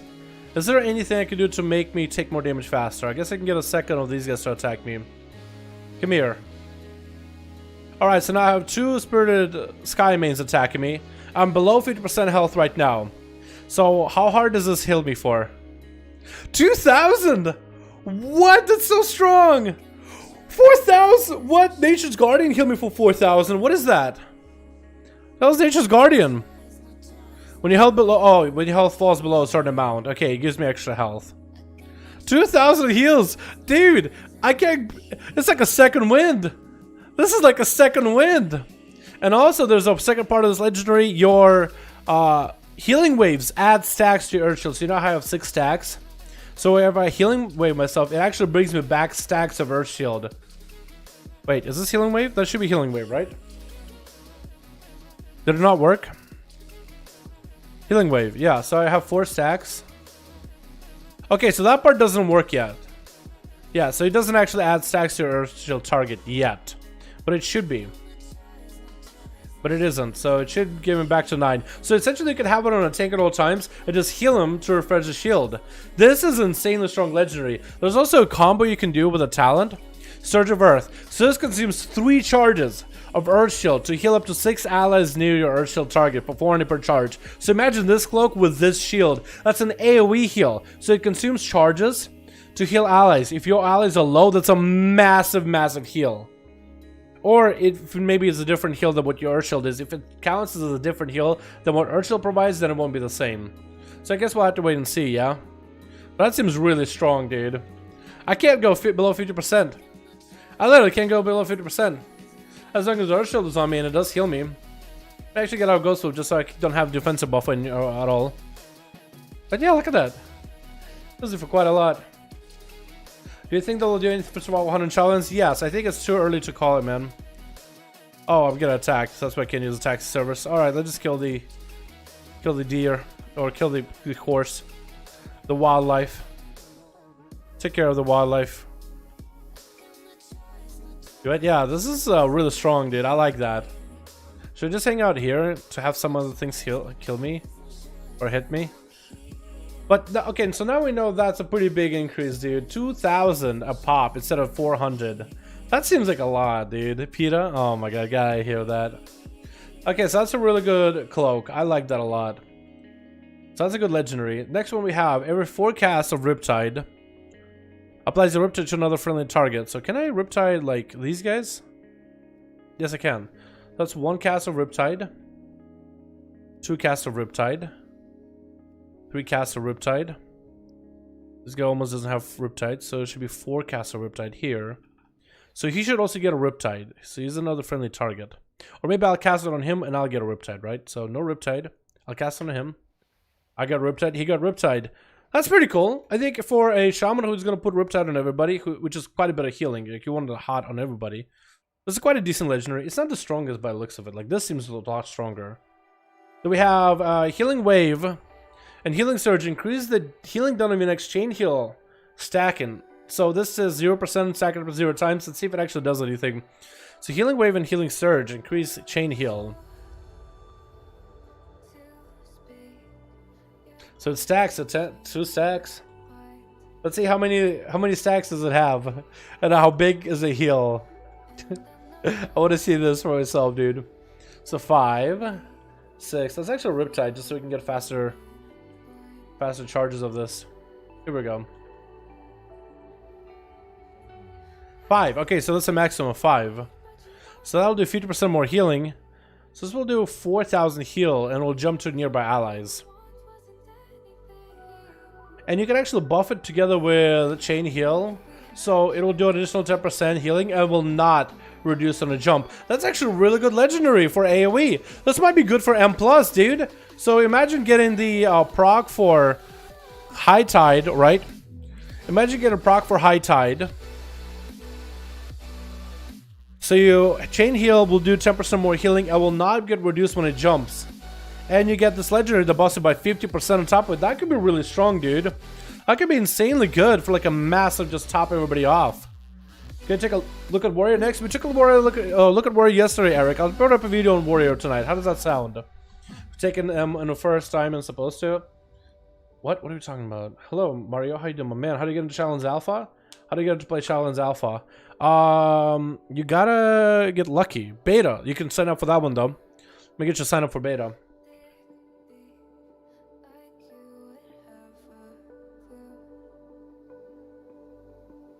Here we go, my friend. Here's the opt-in. Make sure to opt in to have a chance at the beta. I really like to know how Arms War is in PvE. It feels pretty fun to play. Let me tell you. It's actually so good. I'm glad they changed the mastery. Mastery changed so it doesn't increase the bleed anymore, but rather increases the damage. Opt in. How do you sign up for the beta? You guys gotta opt in. I got your link right there. Follow the link in the chat and you should be able to opt in to the beta. And you'll have a chance to get in. How do you need Shadowlands to pre-order the beta? To pre-order to get in the beta? No, you don't need. As far as I understand, you don't need to pre-order or anything. It's just all RNG. It's all luck. So these are pretty good Resto Shaman legendaries. We got the pants as well. After using Manatite Totem, cast time of Healing Wave and Chain Heal is reduced by 50%. And mana cost of Chain Heal and Heal Wave is reduced by 100%. So when I pop Manatite, I can get faster Healing Waves, really quick Healing Waves, or fat Chain Heals and just spam them while it's up. That's really, really strong.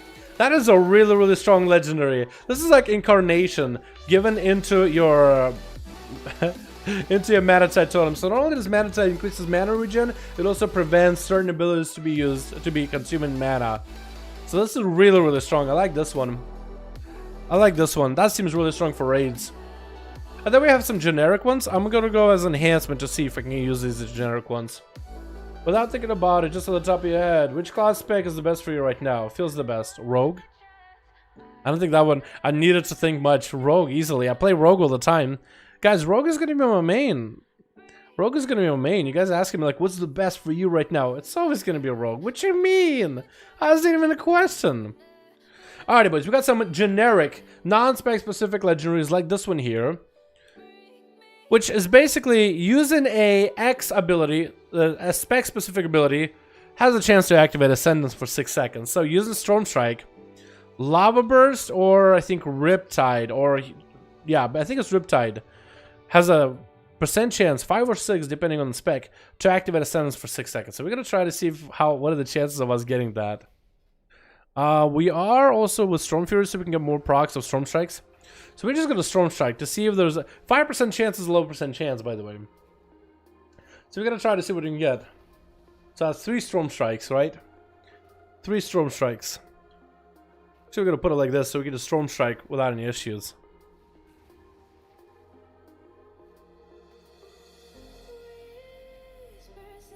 That's like 4 Storm Strikes. That should be about 5. If you could be a rogue, what would you be? Probably, I don't know, Paladin maybe? Death Knight? Any one of those magical strength classes. I always like the magic appeal of like a magical warrior type of deal. No Ascendance yet, boys. No Ascendance yet. Yo, what's up? What the hell are those? Wait a second. What are those? You got transmogs? What? Grove Defender Sword? How'd you get those? Hello? Did you do like a quest line or something? You must have done a quest line, I guess. That looks pretty cool. DPS disc on the way? Hell yeah, dude. Let's go. Yeah, disc based with certain legends, I think is going to be really strong in Shadowlands. Definitely. Get automatically crit and take more damage. As a Pala, that's not a thing anymore. That's like a thing on Vanilla WoW. Adele, what's up, bro? Looking for a good PvP at the moment. Good. I feel looking good. I think it's looking pretty good right now. It's still hard to tell like what's going to be good for PvP or PvE yet. But yeah, I think it's going to be better than it is now. Because right now it's non-existent. So anything is improvement, you know what I mean? I just played them wrong, yeah? You play them right. No, disc-based should be played as a DPS. Are you kidding me? Come on, man. It feels like a DPS. If a DPS is like a duck, Quack's like a duck, it's probably a DPS duck. Miss Old Disc. I don't know what Old Disc used to be like. Like, how old are we talking about? Like, Vanilla? Like the Boomer years? Or are we talking about, like, previous expansions like Wrath or BC? Or Kata? Mop? I guess those could be considered old too, right? So we're... How many... I lost count how many Storm Strikes we're in. We're at least 20. I want to say we're close to 20 Storm Strikes. And no Ascendance. Definitely not the best one for enhance. I mean, I guess I should be auto attacking for a chance to proc. My Storm Strike's back, yeah. I should be actually playing, shouldn't I be? For a chance to proc Storm Strikes again.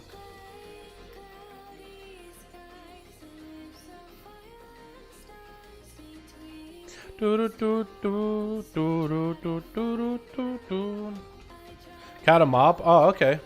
Storm Strike? Nope, nothing. Trying to see if we can get a Storm Strike Ascendance. Yeah, so the 5% chance is really, really low. You're not going to get a lot of value out of it. But maybe what you could do is go Ascendance as a talent, and maybe you could like have Ascendance procs inside of Ascendance, so you can Ascendance while you Ascendance. I guess that could be viable, right?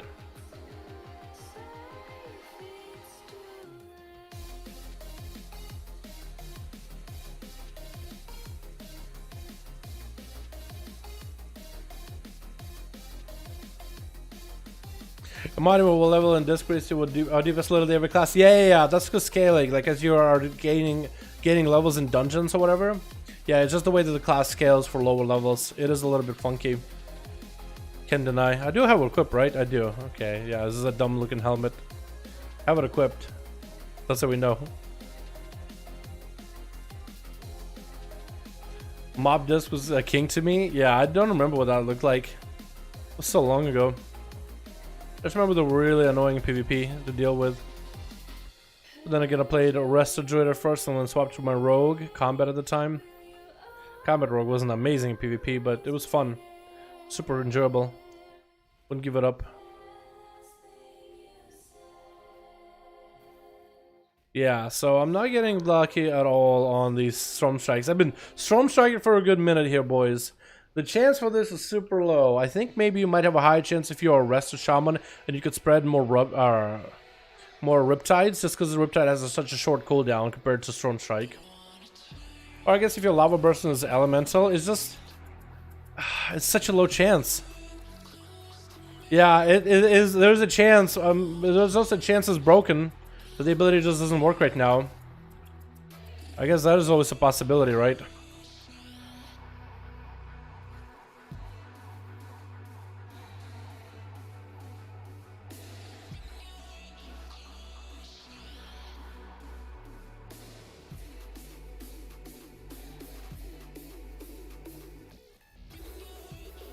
Maybe one day it'll work, right? If I just sit there.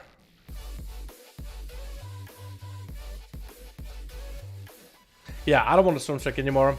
We're gonna guess that this ability either properly works or it doesn't. Either actually works or has a very low chance. 5% seems really low. I would have thought I would have gotten at some point or another. Here's another cool one. Cast in Chain Heal makes the next Chain Lightning instant cast. Cast in Chain Lightning. Makes the next Chain Heal instant cast. So I Chain Lightning, so my Chain Heal is now instant cast, which could be, I think, pretty good for a Restoration Shaman maybe, or an Elemental Shaman inside of a Mythic Plus. Wait! Oh my god! What? Holy shit! Oh my god! I can just insta them. As long as I'm swapping between them. I didn't realize you could do that. Woohoo! What? Oh, that's kind of cool. Infinite, dude. As long as you have the mana for it, yeah. As elemental, you're not gonna, or enhancing, you're not gonna have the mana for it. That's awesome. Haha. That is kind of cool. I didn't realize that. I thought you would have to cast, and the next makes only like, I thought it's like you would have to cast, and then the next one makes insta. But I didn't think that insta would actually proc it like that. Wow, I wonder if that's possible to play as a Resto Shaman like that. You might actually play like that as Resto Shaman in big Mythic Plus groups, right? In big Mythic Plus groups, you chain, and if your allies need help, you AoE them, then you chain, and if you need help again, you AoE. And it gives you more globals to do other things, to do damage and maybe like spread Riptides around. That could be nuts! Oh my god. That is so cool. Honestly, that's actually cool as hell. I didn't think it would work like that. Alrighty. Here's another one that's interesting. Your Earth Elemental has permanent Earthquake attached to it. So when I get an Earth Ally out, it has an Earthquake. That actually makes it a really good elemental for AoE damage. Because look how much damage it does. Earthquake is doing damage, it has a chance to knock people down. That seems really cool. I like that, honestly. I like that. This actually becomes useful in single target too. Earthquake, it does damage. This is awesome. I like that. I like how some rogues get in the 9-second dance back. Only thing I miss is the hemorrhage. I think it's 8 seconds technically, but yeah. I don't think hemorrhage is coming back. It just doesn't fit the playstyle. Actually, no. Rupture coming back. Yeah, it'd be cool if hemo came back. I don't mind it. So they could maybe use a hemo playstyle instead of a dagger playstyle. Back in the day. New button chair without resources and enhanced. Shaman is a new demon out of Shadowlands now. No! 3 button? Far from it, dude. Oh, what are you... Really? 3 button?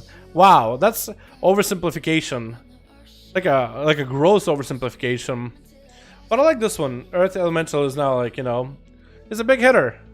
It's a big slam dunk out of the park kind of guy. I like that Earthquake ability. I think for Resto or Elemental, when you go Earth Elite, since that's a shorter cooldown and it lasts quite a while. Or maybe it isn't a shorter cooldown actually. I might be wrong on that one. But yeah, that one seems really good. Then we got a ring here, last one. Bloodlust or any similar effects lasts additional 20 seconds on you. So Bloodlust lasts 40 seconds normally. And has the extra 10% haste. Where it normally gives you, well, 30% haste. So if you go for like a full setup here. Big Bloodlust. Fast-paced gameplay, super fast-paced. Holy shit. Oh my god, this might be the strongest one of all of them. Of all these abilities. Holy shit, this is fast. You can't underestimate this fastness.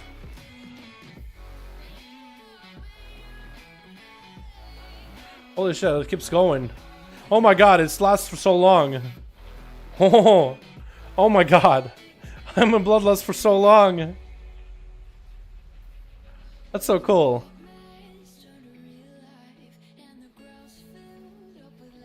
So weird. Look how fast I am. Oh my god. We have a good few seconds left over still.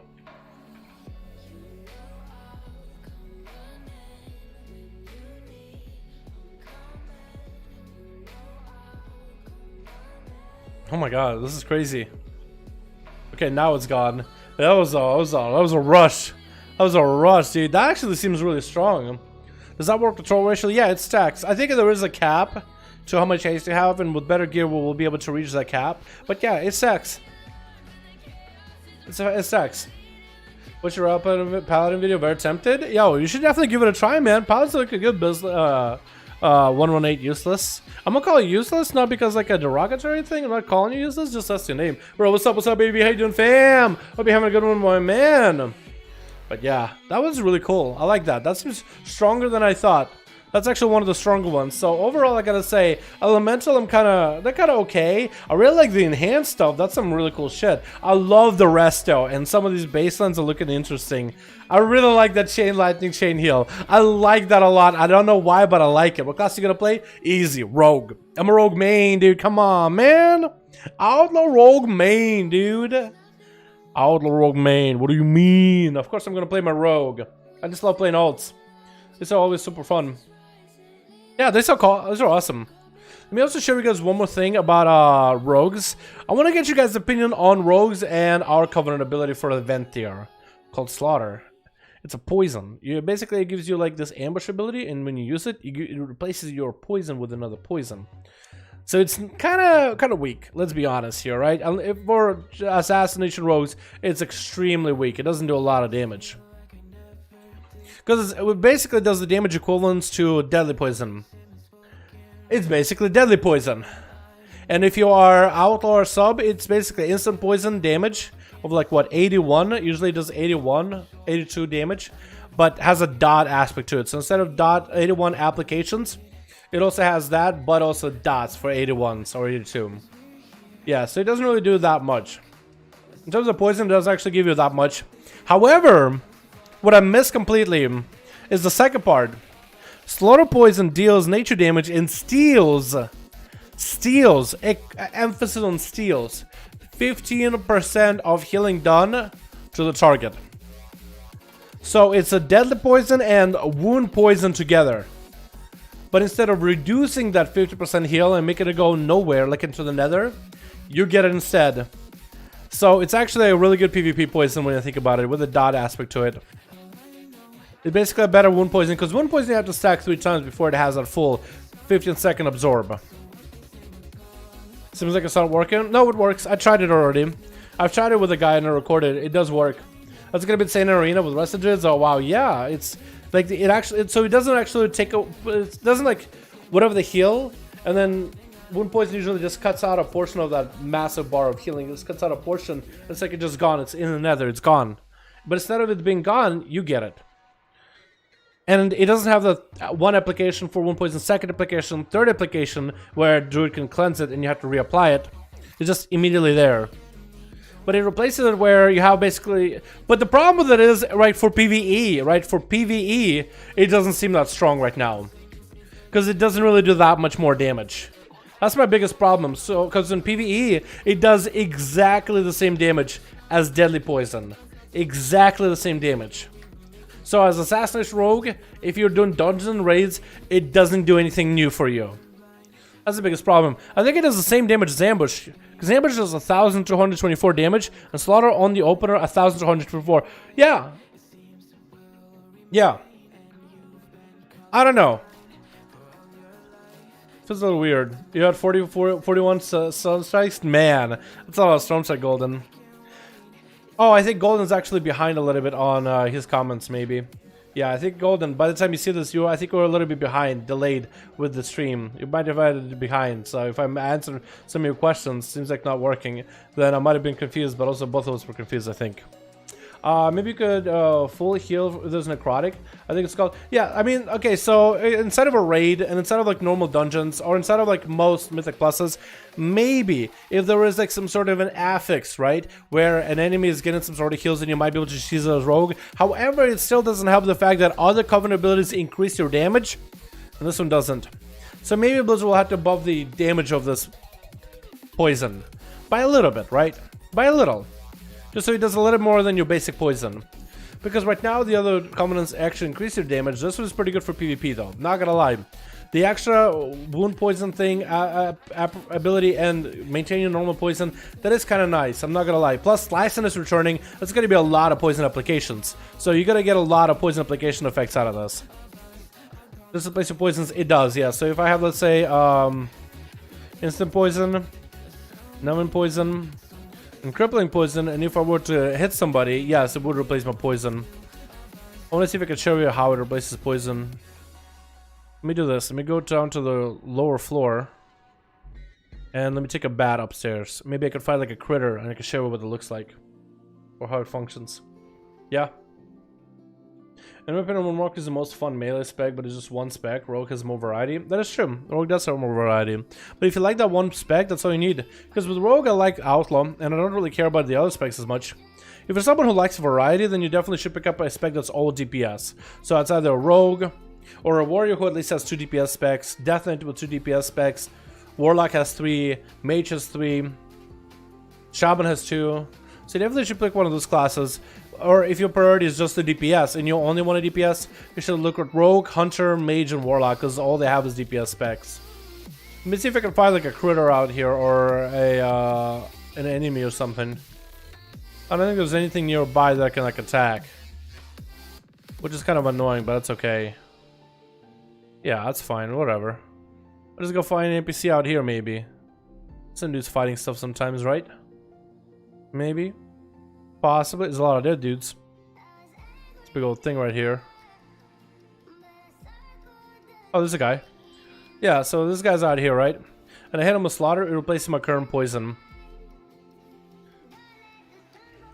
It gives me an opportunity to, like, get more poison applications on the enemy, I guess. And the damage it does is not anything insane. Like, Slaughter Poison hit for 60 damage, and then it damages like a dot for 85. So it like has the replication damage, and then the actual dot itself. So it doesn't actually do that much more than your instant poison. I guess for Outlaw and Subtlety, at least it has like a dot component to it, right? At least it has a dot component. And I believe it can AoE on enemies, so we could test that. We could find a group of enemies and see if I can Blade Flurry, and see if the AoE component actually works. Two guys fighting each other. I don't really want to hit them. These guys too are right here.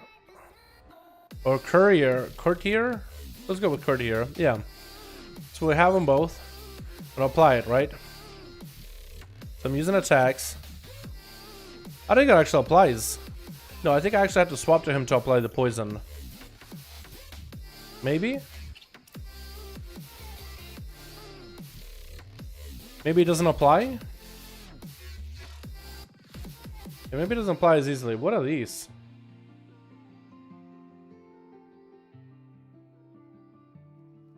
Oh, okay. Okay, so I'm gonna do this to make sure I have poison. So not applied on this guy, did apply.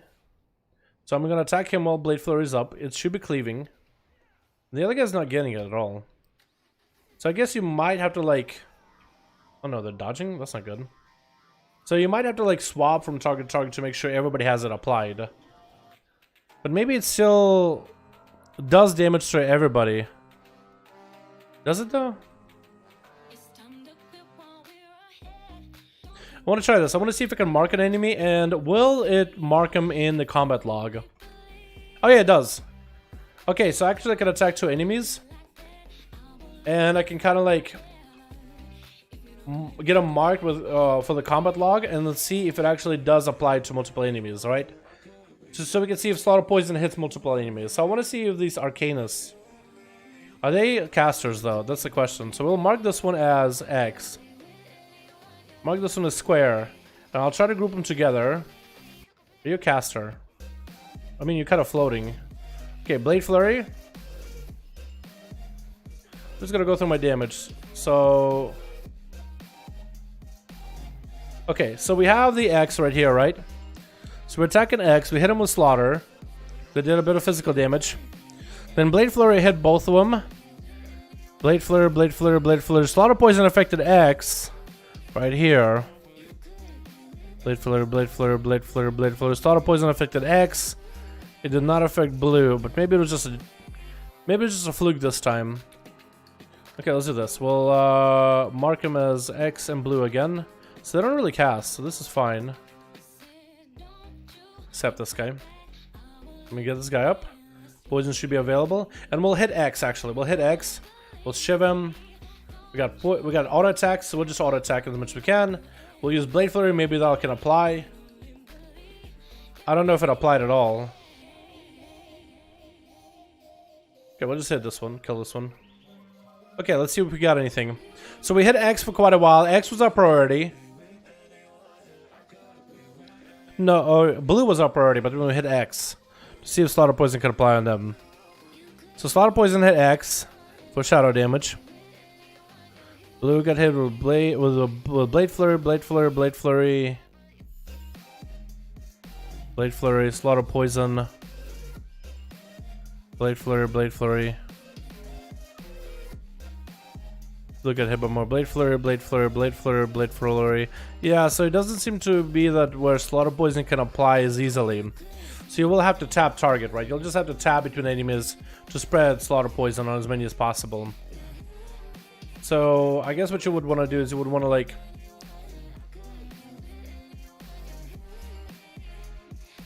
Probably attack like the courier here. And you'll attack him until they have the Slaughter Poison available. They have it. Okay, swap it to this guy. Now they have it. Okay, then we attack this guy and then see if they have it. So you would just have to swap a little bit to get value out of it. Which is not awful, except the fact that I'm dying is awful. So I guess you could do that, but it's like they just gotta make it a little. They just gotta make it so that you can at least spread it with Blade Flurry and Phantom Knives and other abilities, and then I think it'll be a little bit better. At least it'll be just slightly better for sub and Assas. But it seems to be more of a PvP thing, honestly, more than anything. I think the PvE side of it gotta get buffed up. I just feel like it's just not strong enough, and like it's gotta be competitive with the other Covenant abilities too, right? And right now, I feel like in its current state, I don't think it's just competitive. It's really cool. I love it. I like the idea behind it. I like the steal mechanic in PvP, but it's just not competitive right now, you know? In PvE, at least. How does it feel to not roll the bones? Is it better now? No, you still roll the bones. I still roll the bones. Then remove that. You have Assassinus and roll the bones, which I like that a lot. Rogue legendaries are ready, bro. No, they're not yet. We have legendaries that have been data mined. Had Shadowlands legendaries. So we have some legends that have been data mined, but the rogue ones have not yet. So out of all the classes we have right now is... Here we go. These are the ones that have been data mined. Death Knight, Hunter, Mage, Monk, Priest, Shaman, Warrior, and Warlock. Now, not all of them are live yet on the alpha. Like, I have a Monk that got the questline to... It's a 1 hour long questline, by the way. So it takes a while. It drives me insane doing it over and over and all tunes, but I really want to see all the legendaries. But I got my Monk up and running to max level, or to the point where you can craft legendaries, and theirs don't work yet. So maybe in the next build they'll actually make them functional. Shamans, I have one, and their work. Mages work, Warriors work. I know the Priests for certain work, and I know the Death Knights work for certain as well. So I might just get a Death Knight up next and a Priest, just because I know the legendaries work, and then I'll have to work on a Warlock and a Hunter. But eventually I'll get all my characters up and running to the point where they can craft legendaries. It's an hour dedication just to get to that point. Right now on the alpha there's no way to just talk to a guy and he teleports into the legendary room and you can craft things. You have to go do the whole quest to unlock it all, but once you do, you can craft as many as you want to, which feels like a little bit of a backwards way of doing it. Not available yet though. Maybe just Blade Flurry on, apply poison, don't hit them, and see if the poison damage cleaves. That's actually a good question. Yeah, I wonder if that poison application applies into Blade Flurry cleaves. That's a good question. That's kind of hard without add-ons though. You know, that's kind of hard without add-ons because you don't really know what Blade... at least right now, looking at this, I have no idea which ability is Blade Flurry taking and which, attack is it copying over. I guess we could take a look here because it can be auto attacks too, right? Okay, so this was the one where I had two guys attack, right? I'm attacking two of them. So I attack guy with a Sinister Strike once in a while, or maybe it's this one here. So I hit the guy X with Slaughter, right? I put some buff, hits him with physical damage. I melee a couple times. Then I swap to the guy in blue. I hit him with a Mastery hit. I have Blade Flurry running, so Blade Flurry hits both of them. So there's a ability with Blade Flurry where it hits everybody, right? So there's a thing with Blade Flurry where it'll do an initial attack. So right now Blade Flurry would do a hit. This is actual ability right now. First attack of Blade Flurry is always an attack, and then you attack nearby enemies. So who was my primary target? I think it was actually X. Was it? I don't even know. So I'm meleeing... Okay, so I'm meleeing X. That's my primary target. Blade Flurry hits Arcanus. So melee and those Blade Flurries. Sinister Strike, that Blade Flurries. Sinister Strike, that Blade Flurries. Melee, that Blade Flurries. Slaughter Poison does not see a Blade Flurry follow it. So that's a Slaughter Poison application or a dot. It's hard to tell. Sometimes the applications are dots. Sinister Strike, that Blade Flurries. Melee, that Blade Flurries. Sinister Strike, the Blade Flurries. Slaughter melee and a Slaughter Poison and then Blade Flurry. So I'm pretty sure Blade Flurry the melee hit, not the Slaughter Poison, because it would have done percentage damage of 777. Then I killed that guy and then I killed the other dudes. And I think I do the same thing here. Shiv that guy, Blade Flurry hits him, I melee him, Slaughter Poison, Blade Flurry hits him. Looks like it's a percentage of this. Yeah, so I don't think it's Blade Flurries. This is just a rough eyeball kind of look at it, but I don't think Slaughter Poison applications can Blade Flurry, or the dots can Blade Flurry. You can mark one circle, one square, and just dot square. Yeah, I did do that for some of them.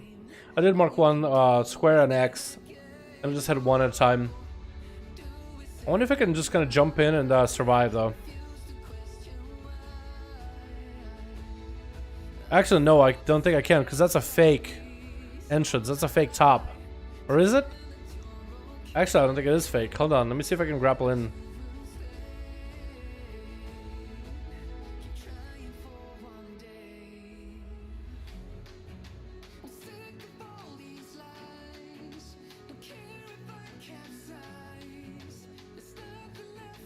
Oh, it isn't fake. Yeah, but it does phase you. Okay, cool.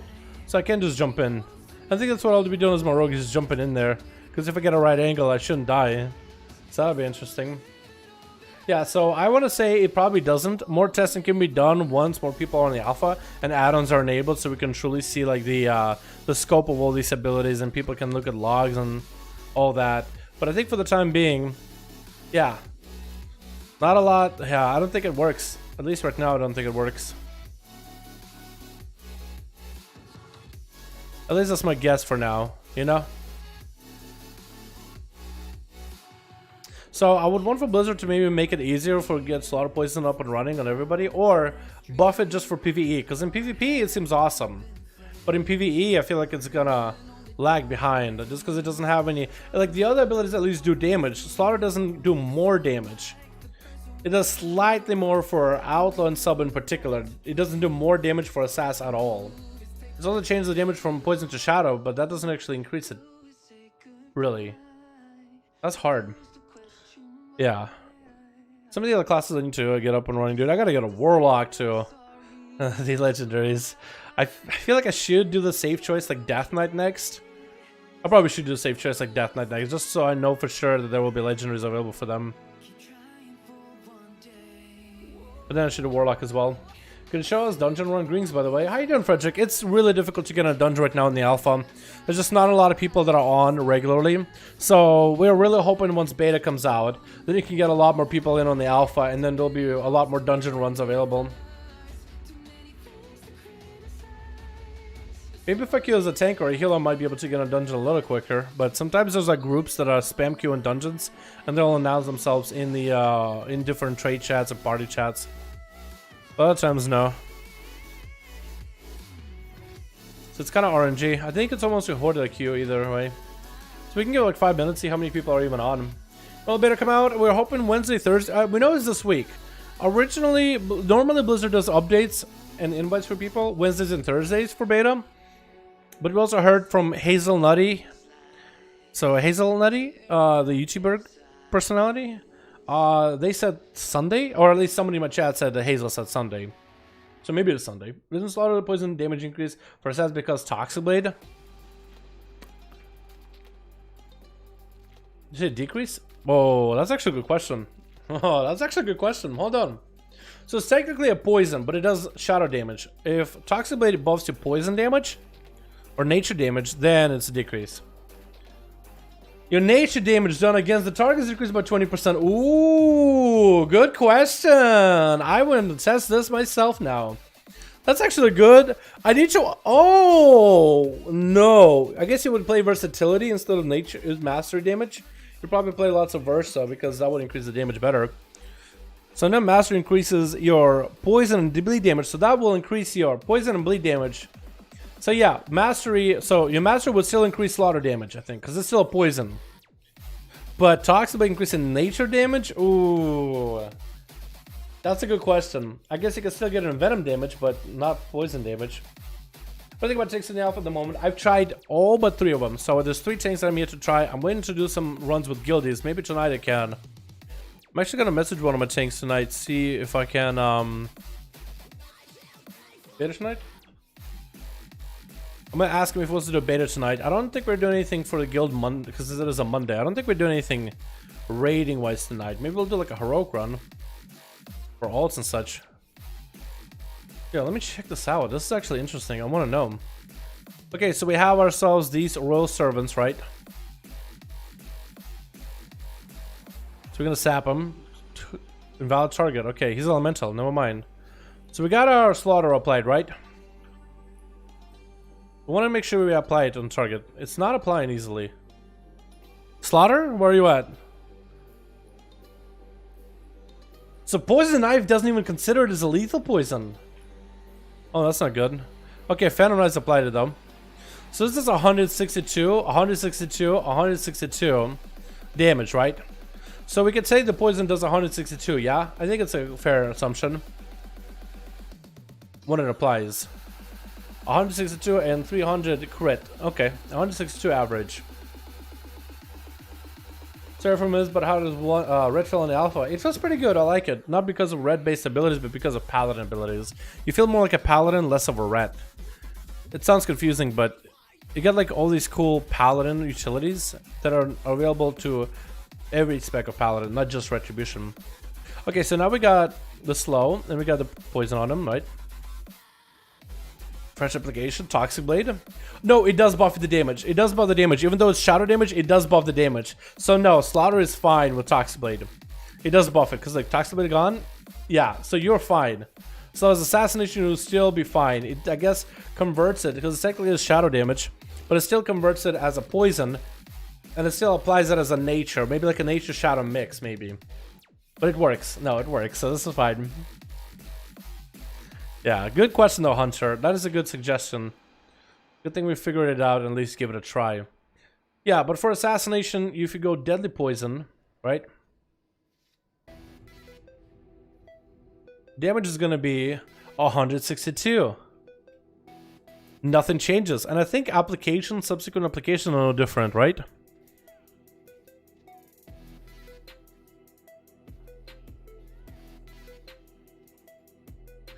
Yeah, so it's all the same damage and applications. Well, actually, no, applications are 116. So application, but the dot itself is 163. So if you were to go for play Slaughter, so we'll vanish him. We'll try to see if we can reapply dots of cells, right? We got full health. Okay, we gotta try to see if your applications are different. Yeah, so it's 117, 116 shadow damage, so it's all the same. So it's literally Deadly Poison all over again. It's not that different. It's actually no different at all for damage increases. So for at least for sub and assassin, it gives a dot effect. And for assassination, it's no different. It's just a leech, the actual steal health effect. Yeah, so for assassination, it's not that great. They gotta buff it, I think.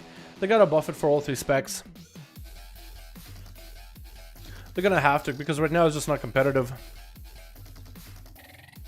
Hopefully they'll do it in the future. Hopefully they'll do it with recent build. I posted a review of this ability in the forums, and they read those. They will listen to the community, and I posted saying, well, since we have, this time in Venthyr Covenant at level 60, might as well talk about the Covenant ability, and I talked about all the parts of it. I like the fact that it does do the PvP side of the gameplay. The fact that it can steal health, so it does reduce the amount of healing someone gets, but also not only does it reduce the health, but also you take that health. So it's kind of interesting. But in terms of in terms of actually doing damage and this ability being competitive against other Covenant abilities, this one doesn't do any damage increases. The Soulbinds will, and maybe the Soulbinds from the Venthyr Covenant might, but this is a PvP ability mostly, which is interesting. How Venthyr just end up being like a best for PvP, and only PvP basically, because it actually does combine Deadly Poison effect and Wound Poison all in one. So you still get the benefits of Instant Poison or Deadly Poison with the dot effect too, so you can apply more. Plus with Slice and Dice, you apply it quite often, but you also have the Wound Poison together with it, so it's interesting. Does the Energy Rejuvenate feel pretty good at the moment for Outlaw? Yeah, for all 3 specs it feels pretty good. Rogues in general feel pretty good. What's up, Snorlax? If there's no difference, then it sounds like an awful Covenant skill. I know, right? Unless you primarily PvP. And then it's a Wound Poison together with your Deadly Poison or Instant Poison. For PvPers, I think it's actually pretty solid. If you're a rogue and you want PvP. Do you think Blizzard will make a potency conduit so able to equip 3 of a kind? So right now, conduits cannot be stacked. Right now you can't stack conduits. You don't get any benefits from stacking them.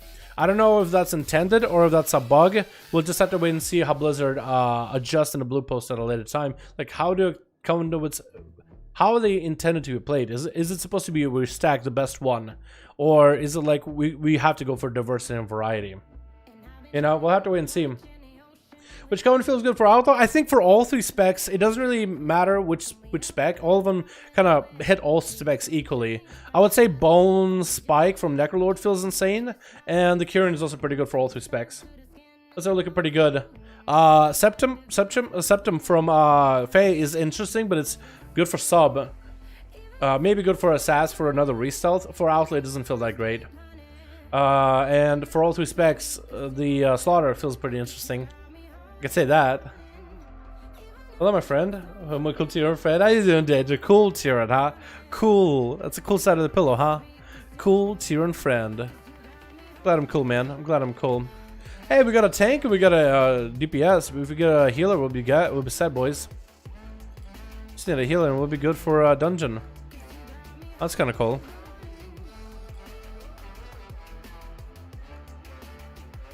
keep in mind with Slaughter, one of the soul binds give you 10% versatility on a minute cooldown. Yeah, so I guess as Outlaw, you'll be able to vanish and reset Slaughter. The other specs will not be able to do so, which kind of sucks. Because I'm pretty sure it's not Slaughter Poison, but it's Slaughter Ability that grants you versatility. I think. Unless Slaughter is just passively gonna give everybody 10 versatility every minute, and then that'll be pretty decent. Yeah, if Slaughter gives everybody 10 versatility every minute, then I guess it's a decent ability. I guess it's decent. Good morning, Dalaran. Happy streaming. Loving the show as always. Way better than watching one of our morning news. Have a great week. Yo, what's up, Lee Jones? Say to my man. Hope you're having a good one. Good morning to you too. Well, for me it's evening, but yeah, morning, man. So yeah, I guess maybe if Slaughter applications apply call to action, I guess we could test it, right? So we could try to see if it's the soul bind or if it's the ability. So there's a two-part, right? So the ability of Slaughter applies the poison, but I wonder if you already have Slaughter equipped and applied, does it give you the versatility buff, right? So does application of Slaughter, like when you auto attack and you apply Slaughter buff to somebody or debuff to somebody, does it give you versatility, or is it just the ability of Slaughter? So there's Slaughter and the Slaughter Poison. Slaughter applies Slaughter Poison. So the ability of Slaughter is like an ambush. So as an Outlaw, you'll be able to vanish and re-slaughter a target for that versatility, but the other specs I don't think you'll be able to. Actually, no. You will be able to sub. You will be able to sub. As Assassination, you will not be able to. You'll basically have to rely on that vanish 2-minute cooldown. So you're kind of screwed. You gotta slaughter someone? Okay. Yeah, then it's not gonna be as good. But if it was just from poisons, then it could be pretty good at least. Yeah. Do I want to check? Do I want to test, or... I guess we'll test. What do you think Blizzard needs to give more freedom to soul binds and conduits if we want to stack 3? It should let us. Really? You want to stack 3? So you want to run that one raid? So you want to like... So you want to run... What is it? So you want to... So you want for Sire Denathrius, last boss of the new raid, to have the best soulbind conduit for your class. The best. And he's on a weekly reset, and you can only get it from him once a week, whether you do normal, heroic, or mythic. So you want him to have your best in slot conduit, and you want to farm him for weeks and weeks and weeks until you get 3 versions of that conduit, and then that's your one for your spec. That's kind of what I'm personally trying to avoid. I don't think we should farm this one specific boss and one specific content until we get our best in slot conduit, and then we have 3 out. Because let's say a PvP. Why do you care about Sire Denathrius? Why do you want to go through all the annoyances of trying to find a pug group for them to fail and try and everybody leaving, and then having to do that for 3 weeks, but maybe unlucky 4 weeks, 5 weeks, 6 weeks? Because even normal groups don't have it easy on the first few months of a new raid being out. 7 weeks, 3 months, 4 months. How many months are we looking at, right? That's what I'm saying. Like, that's why I think it should be non-stackable. You should be able to get it through a variety of sources, but you shouldn't be able to stack them. The RNG will work in PvP. What RNG are you talking about? Feels like 70 for sub or night for assassination, Necrolord for outlaw. You honestly could benefit Necrolord on all 3 specs, and yeah, I don't think Venthyr would benefit sub that much, really. If anything, you would say Fae for sub, honestly. You wouldn't say Venthyr, because Fae has the vanish ability on it. I want conduits to be vendor materials from content. That's what I think so too. I think it should be like a currency like echoes right now. You go PvP or dungeons and you collect echoes and you go buy the essences you want. So that's what I think it should be too. But I think Blizzard is going to make some conduits are bought from PvP, some are from dungeons, some from for raids. So if you do every bit of content, you'll get all the conduits you want. But that's why I don't think it should be stackable, because then otherwise you'll figure out that, oh, your best comes from a piece of content you don't actually do. Yeah, but if it's not stackable, then it's like, I think everybody will end up killing Sire Denathrius at least once on normal or mythic, just to get the conduit, just because it's your best for your spec, right? I feel like everybody's gonna do it at some point, even if you just PvP. I don't think you PvP and you're like, I want to make sure I can PvP in WoW and never step foot in a dungeon, never step foot in a raid. You'll probably end up doing those raids at some point just because you're like, I want to see what it's like. Hey, maybe there'll be an avenue for another piece of gear. You want to primarily do PvP, but you don't hate. I doubt you'll be playing WoW if you hate raiding or dungeons, right? You probably don't mind them, but you prefer PvP. It's your favorite part. You'd rather do BGs in arenas, right? You'd rather push for Gladiator, right? But yeah, I don't know. I feel like BFA energy or like corruptions are better than ability. So corruptions are getting removed in pre-patch, and I don't think corruptions are going to returning again on the next expansion. At least I don't think. All right, let's use slaughter. We got a versatility buff here, boys. Versatility increased by 10%. Pretty cool ability, right? So we got about a minute cooldown on that. What's ability cost? About a minute. We'll use roll the bones.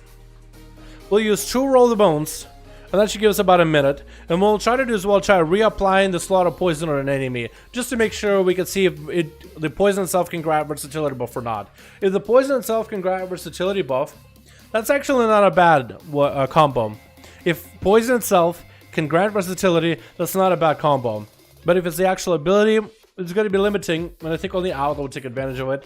But they'll need to maybe adjust the application and how that versatility buff interacts with slaughter poison. So I think Blizzard will adjust it. They've adjusted it for a lot of classes. Like some classes, they can use it only every few seconds. If it's a long cooldown, and when you use the ability, that versa buff lasts longer. For other classes that can use the ability a lot more often, it's a shorter buff. So at least they're adjusting them little by little. I don't think condoms will be difficult to get though. Ian said that it wouldn't be super difficult. Yeah, as long as condoms are not difficult to get and you get a lot of them, I guess it doesn't matter really, yeah? We'll have to wait and see, man, you know what I mean? We'll have to wait and see. The only ability with trigger versus buff. Well, we get to test it here, right? Another roll the bones. Wait, another roll the bones. So after this roll the bones, over a minute would have passed. That's 45 second CD for roll the bones. But this is why we try things. This is why we test things, to make sure everything works. If it actually works with slaughter poison, this is a cool buff. If it only works with the slaughter ability, then it'll be limited to who can use it. And I think only Outlaw can end up getting most value out of that, but maybe rogues in PvP that catch restells with our Versa. That could be kind of nice though, not gonna lie. Let's see. This is why we test stuff.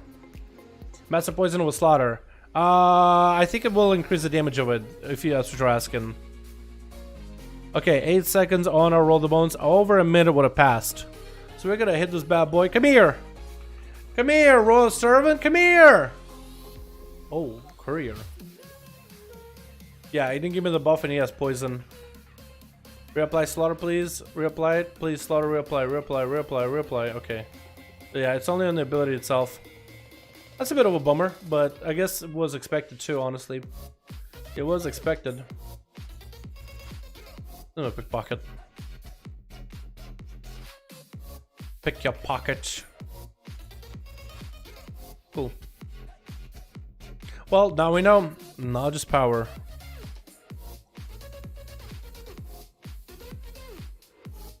Can I do this while in stealth? Takes out of stealth, okay. I do like the CC that this ability gives though. Look at that, yeah. Imagine destroying to everybody and then capping a flag as soon as that happens in PvP. 8 seconds of destroying, dude. Does that DR with blind? I guess in PvE it wouldn't DR with blind, would it? Yeah, in PvE it wouldn't really DR with blind. That's pretty cool. Increases non-lethal effects. Like the healing increase? Oh, that's a good question. That's a good question. That's a great question. That's actually that's a big head question. You're a genius, my guy. Actually genius. I didn't think about it like that. Oh my god. Okay. So we're gonna go with Master Poisoner. We have Slaughter.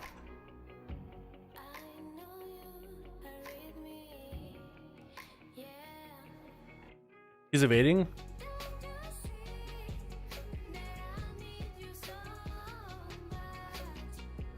Oh, I never got Slaughter Poison off. Okay, I gotta reset. I never got Slaughter Poison off. I gotta reset and get it off on an enemy that's gonna be, you know, not evading. Come on, stop running after me, you slowpoke. Please, leave me alone. Okay. Alright, this guy's standing still. Slaughter? So I think I will need to... test it with another player. I think I'll need another player for that. Because that's how I tested if the Slaughter Poison even has that healing reduction. Yeah, so that would increase the non-damage effect to a higher number. But in Tooltip it doesn't reflect it though, that's the thing. Yeah, in Tooltip it still has 15%. So that's something I'll need a player for. Once the beta comes out, I can test this stuff a lot easier. Let me tell you what. We'll test the stuff directly on stream. and find out the answers. Just like that. Do soulbinds conduits change if you respec? No. So you could change soulbinds anytime you want to. And if you respec, they'll stay the same. So if you have like a preset path, like say I use Nagia and I put Outlook stuff into like potency conduits, then all that stuff will still be for Outlook. If I change Assassination, that'll still be an Outlook conduit. So if I want to change it to an Assassination conduit, then I have to go back to the Sanctum and change it. Maybe Blizzard will make it so when you change spec, you change conduits. Maybe they'll do it, because players have asked for that question. But right now they don't know. So you have sub conduits, Assassination conduits, Outlook conduits. Well, we don't have any on the alpha right now, right? They haven't added any yet. But there would be, like for the other specs, like Warriors have Fury conduits, Arms conduits, and Proc conduits. A lot of the defenses are very, very similar. Like very similar defensive abilities for all. There's only a few that are actually like spec specific, class specific kind of deal. Or like specialized, I guess. So spec specific would be the better word, honestly. There's only a few for now. But yeah, maybe they'll change it in the future. Increases non-lethal effects, or it's supposed to. We don't know if it does or doesn't, unless we test it on a player. And getting somebody dude, I was trying to I asked a monk hey, can you help me test something? He was like, okay, question mark, question mark, question mark, question mark. Oh, right. It was thought it was the biggest weirdo ever. And I was like, gee, I'm just trying to test an ability. I had to explain to him yo, so this slaughter says it steals health. I want to see if it actually reduces how much healing you do. Okay, question. It was like, well, Jesus Christ, it's my guy. I was just like, please just help me here. You thought it was the biggest fucking weirdo ever. I was like, Jesus. So it made me self-conscious, asking people for help. At this point, I'd rather ask you guys, because you guys at least understand what the hell I'm talking about. It's Alpha Andy. I guess so. Maybe it's his first time on the Alpha. It was like, what's going on? It's like, what? I was like, that's pretty. I thought it was a pretty normal question. Hey, I want to test something. But I explained to him and he helped me, and it was that. But it's so I still got the footage and I still got my answer about slaughter poison stealing a portion of health. Kind of like one poison would reduce the health. But it's still weird. Could have been Russian. He knew English just fine. Then he was talking about how cool monks are for a good few paragraphs to me. And I thought that was weird. But maybe he thought I was weird. I thought he was weird. You know, you're just a bucket of weirdos everywhere. You know what I mean? Maybe that's what's going on. Hey, is this character's Allied race or Night Elf? Mine is the Allied race. Are the servers dying on us? It looks like either people are lagging or the servers are dying on us. Or it looks like only certain people are lagging. Rest in peace. But I was lagging earlier too, so maybe it's something Blizzard doing. Oh, maybe no. Now I'm lagging. Okay, everybody's lagging. Okay, servers are lagging again. Rip. Allied race Nightborn. Yeah, I'm blue boy. It's like a night elf. It's like a horde. It's like a horde night elf, kind of. No, because that guy talked to me for a good paragraph about how cool monks are now. Yeah, red animation looks weird. It's supposed to be the animation for slaughter poison. You're supposed to have weapons out. It's supposed to be on your weapons rather than in your hands. But yeah, right now it looks a little funky. It looks really cool, but it should be on your weapons. So it should be stuck to your weapons rather than on your hands. But yeah. You think I could ask this troll monk right now and be like, hey, can you help me with something? I want to test an ability. Maybe this guy. He's been standing here catatonic for a good while. Conservationist. Guardian Scenaris, Mass Chuckler.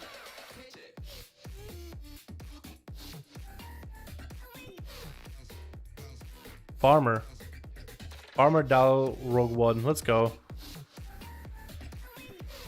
But it'd be so much easier and a little bit less awkward if I had one of you guys on here. Or one of my guildies on so I could test it. Just because it's I feel like I don't have to. Yeah. Don't have to have the awkward conversation again. It was weird. I'm gonna guess these guys are just joining because they were running around as if first time exploring this place. This man right here.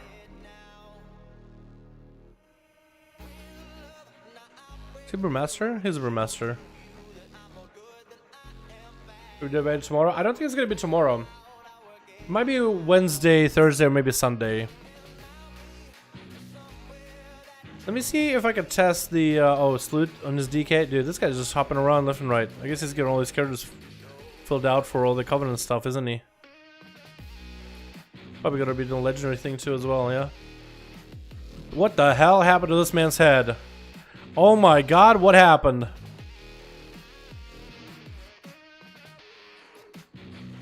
Huh. His face is missing, and so his arms. So, legendaries for hunters work. Now I know that for sure. So now that works. Interesting.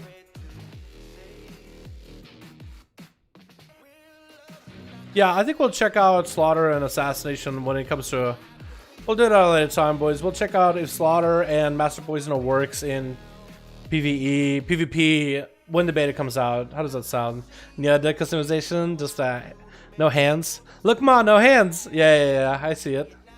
Undead, Void, Undead, new allied race. Easy, dude. Let's go. They'll probably end up adding like a Reborn Undead or like Lightforged Undead at a later time. But I wonder what kind of like rope you went for to get that kind of mog. I wonder when you went for that. You mentioned you posted a review of Slaughter on the forums, but you can't find it. Is there Rogue Shadowlands feedback thread? Yes, it is. So it's only available if you have alpha available, though. Yeah, so I don't think you guys can actually see it, or you might be able to see it, but you might not be able to comment. Let me see if I can get you guys a link for it. World of Warcraft. It's basically just talking about the Slaughter Poison itself, and my honest thoughts about it. Since we have the Venthyr Covenant, now it's the perfect time to talk about it. And it looks like maybe they'll be adding another Covenant at a later time as well. But yeah, it's nothing big. It's just like me talking. Since we have a chance to make a rogue and part of Venthyr Covenant, let's talk about Covenant ability. Edit. I got to play with this ability some more and more information and report on it. The whole healing reduction steal thing is a part of it meant. So it'll do a bit of damage, blah, blah, blah. 2 common points, 50 energy, requires stealth. Not a bad ability on paper. It's shadow damage, so it's cool. Could be bigger, but it's actually not. Deadly poison. For other sub, it actually has ticks, so I guess it'll be kind of nice. But the seals part was a cool part. And I think it needs some buffs, and probably what Blizzard will do is like they'll just increase the damage of it. Yeah, how do you get the alpha? Got lucky, I guess. I got lucky. Or somebody over in Blizzard watched my videos, one or the other. I guess I should link it to you, right? Let me see if I can link it to you guys to see if you can see it for yourselves. I think you can only comment if you are on the alpha. But yeah.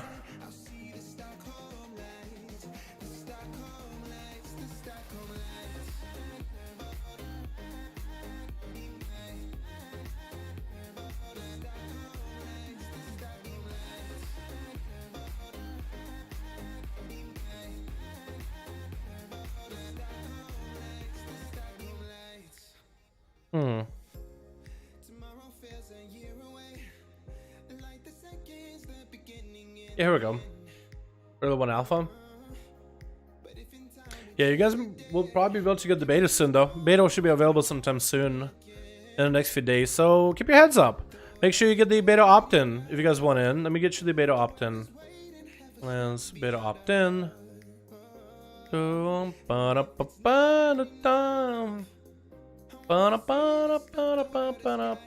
you guys want to join in, be sure to click the link for World of Warcraft beta opt-in. It'll take you right to the button to opt into the beta. Opt-in so I have a chance, man. Please beta opt-in. There you go, my friend. You might be able to get in. Yeah, so hopefully we'll get some more people in, man. Yeah, what's up, Spawn? How you doing, my man? Oh, opt-in a while ago. Well, make sure you click the opt-in button just in case second time if it lets you. Make sure you click it once or twice just to make sure, just to be sure, you know what I mean? What's your Twitter rating, BFA? Irrelevant, that's what it is. It's literally not that high. It's just whatever. I'm kind of a noob at PvP, honestly. Like 1200. Yeah.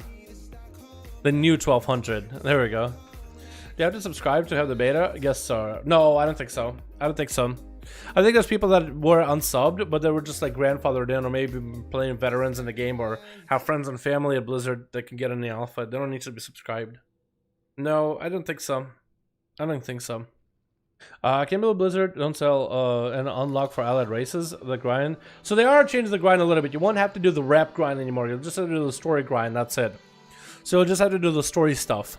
So just complete the story to unlock the allied races and it becomes a lot easier. It's going to be one of the other things that are making it easier in the next expansion to work around.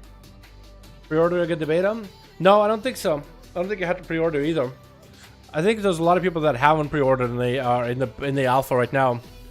For the beta, you just have to opt in, man. That's all you gotta do. So you know you don't have to pre-order or nothing. This is why you guys should opt in for the beta. Play it out. Try it for yourselves. But remember, it's the beta. It's not final product. But check out the beta when it's getting close to release, and then you can decide whether you want to get in or not. It's looking really good, so I think I'd definitely get in on. But you know, I'm also doing videos on WoW, so it's not like I really have an option. But I honestly think the patch is looking really, really exciting. I definitely didn't have the same excitement as in BFA. Like BFA, I thought was going to be a potentially good expansion, and it had some really cool ideas. But this feels more like Legion kind of excitement, right? That's what it feels like. It has more of that like Legion excitement. Like, man, this could be the thing. This could be the it, you know? Is there a class you haven't tested? No, there is not a single class I have not tested by this point. I've played all of them at some point or another. There's some specs that I haven't really played, like tanks in dungeons, but there's only like 3 specs of tanks that I haven't really tried. I'm actually scared what happened to Warcraft 3 or what happened to Warcraft 3 Reforged.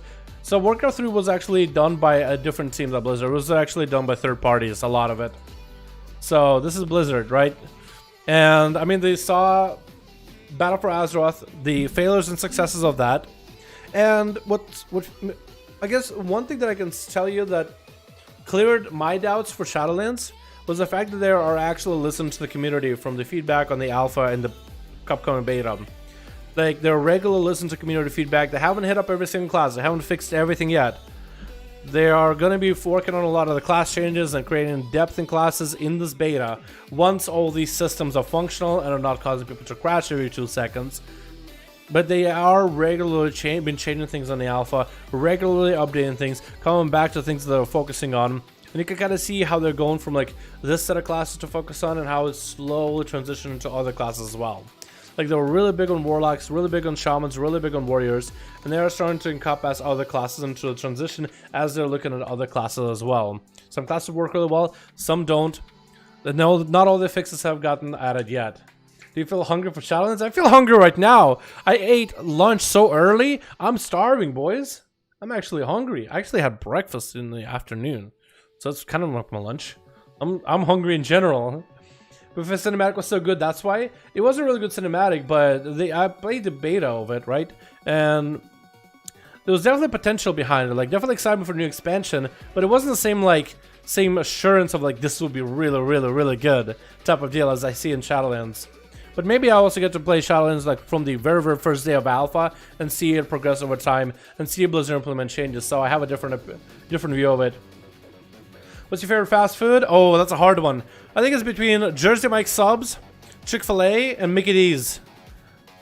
I'm a simple guy. I like burgers and fries, but also Papa John's for pizza, Taco Bell for tacos and burritos. Yeah, it's pretty basic. I like Chick-fil-A though. Spicy chicken sandwich Chick-fil-A, or like a big quarter pounder from Mickey D's. I used to be a Burger King guy, but not really. Finally, Shadowlands bring it faster before, dude. That's why I hope that they bring pre-patch of Shadowlands out earlier than usual. Definitely, no, don't bring it out too early if it's not finished, but I hope the pre-patch drops early. Get rid of corruptions, let us play with the classes as they're meant to be. I think it'll be a lot of fun and actually very enjoyable.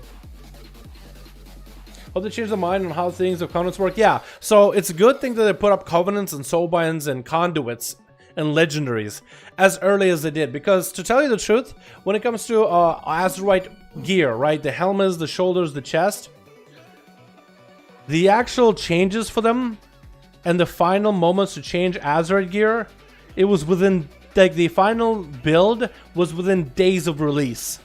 Within days of release. So they didn't spend a lot of time with Azerite gear and that system in Battle for Azeroth. Artifact weapons had months of testing, months of iteration. Azerite gear had weeks, I think, maybe less. So very, very little testing on it. you know, to really get the, because people saw issues with it from day one, and Blizzard just couldn't correct those issues. And then here we are with cloaks and corruptions and different types of Azure traits with multiple rings and essences and stuff. You know what I mean? But if the game came out with essences and Azure gear off the bat, it would have been a much different experience. Would have been a much a better experience, I think, in general.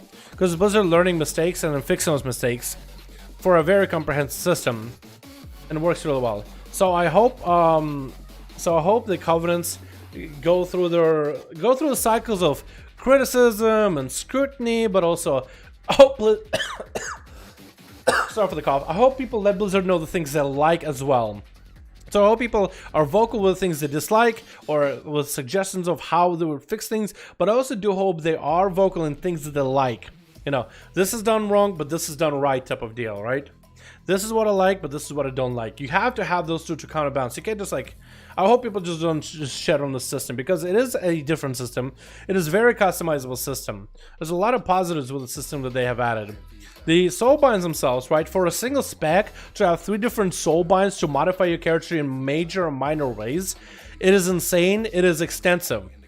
And it does still give the whole RPG-ish element of having Revendreth and Maldraxxus be different covenants with different abilities, different passives. But the way that you will play as Assassination Rogue with one covenant or another, they can be very, very equal and very similar to each other on DPS numbers. But the critical things that make them different, the certain key abilities, certain key passives, are going to make the player stronger in certain fields, which I think is interesting.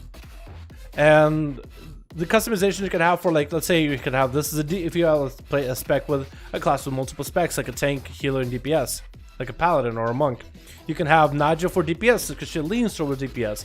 You can have Theodore for healing because they lean towards like utility healing things, and you can, or maybe like even PvP things. And you can have General Driven because he leans more towards tankiness. You can make him for Brewmaster or whatever. Or you can go for a damage heavy or damage oriented Brewmaster. Or a very utility heavy Windwalker. Or a tanky healer for PvP. You can really customize it in any way you want to. And when we have more conduits, more testing, like there's a lot of cool customization things that you can do with it, with the system. And the conduits themselves, which act like glyphs, they give you cool effects that you remember from previous expansions too. It's super hyper customizable. You can really, like, it's an artifact weapon, but you basically get to choose half the traits in that weapon, which ones you want.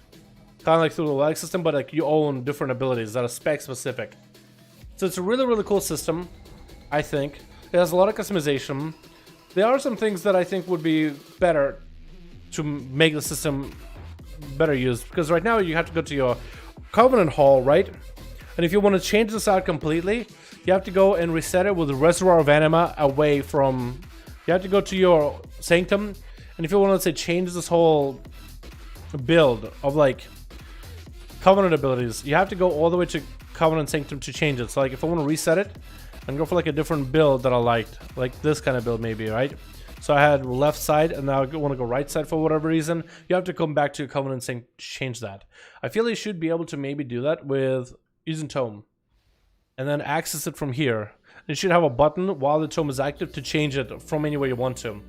So if, let's say, you want to try a different build while inside of a raid or a dungeon, or you want to try a different passive, you don't need to head all the way back to your Covenant Hall to try new things for people that want to min-max, right?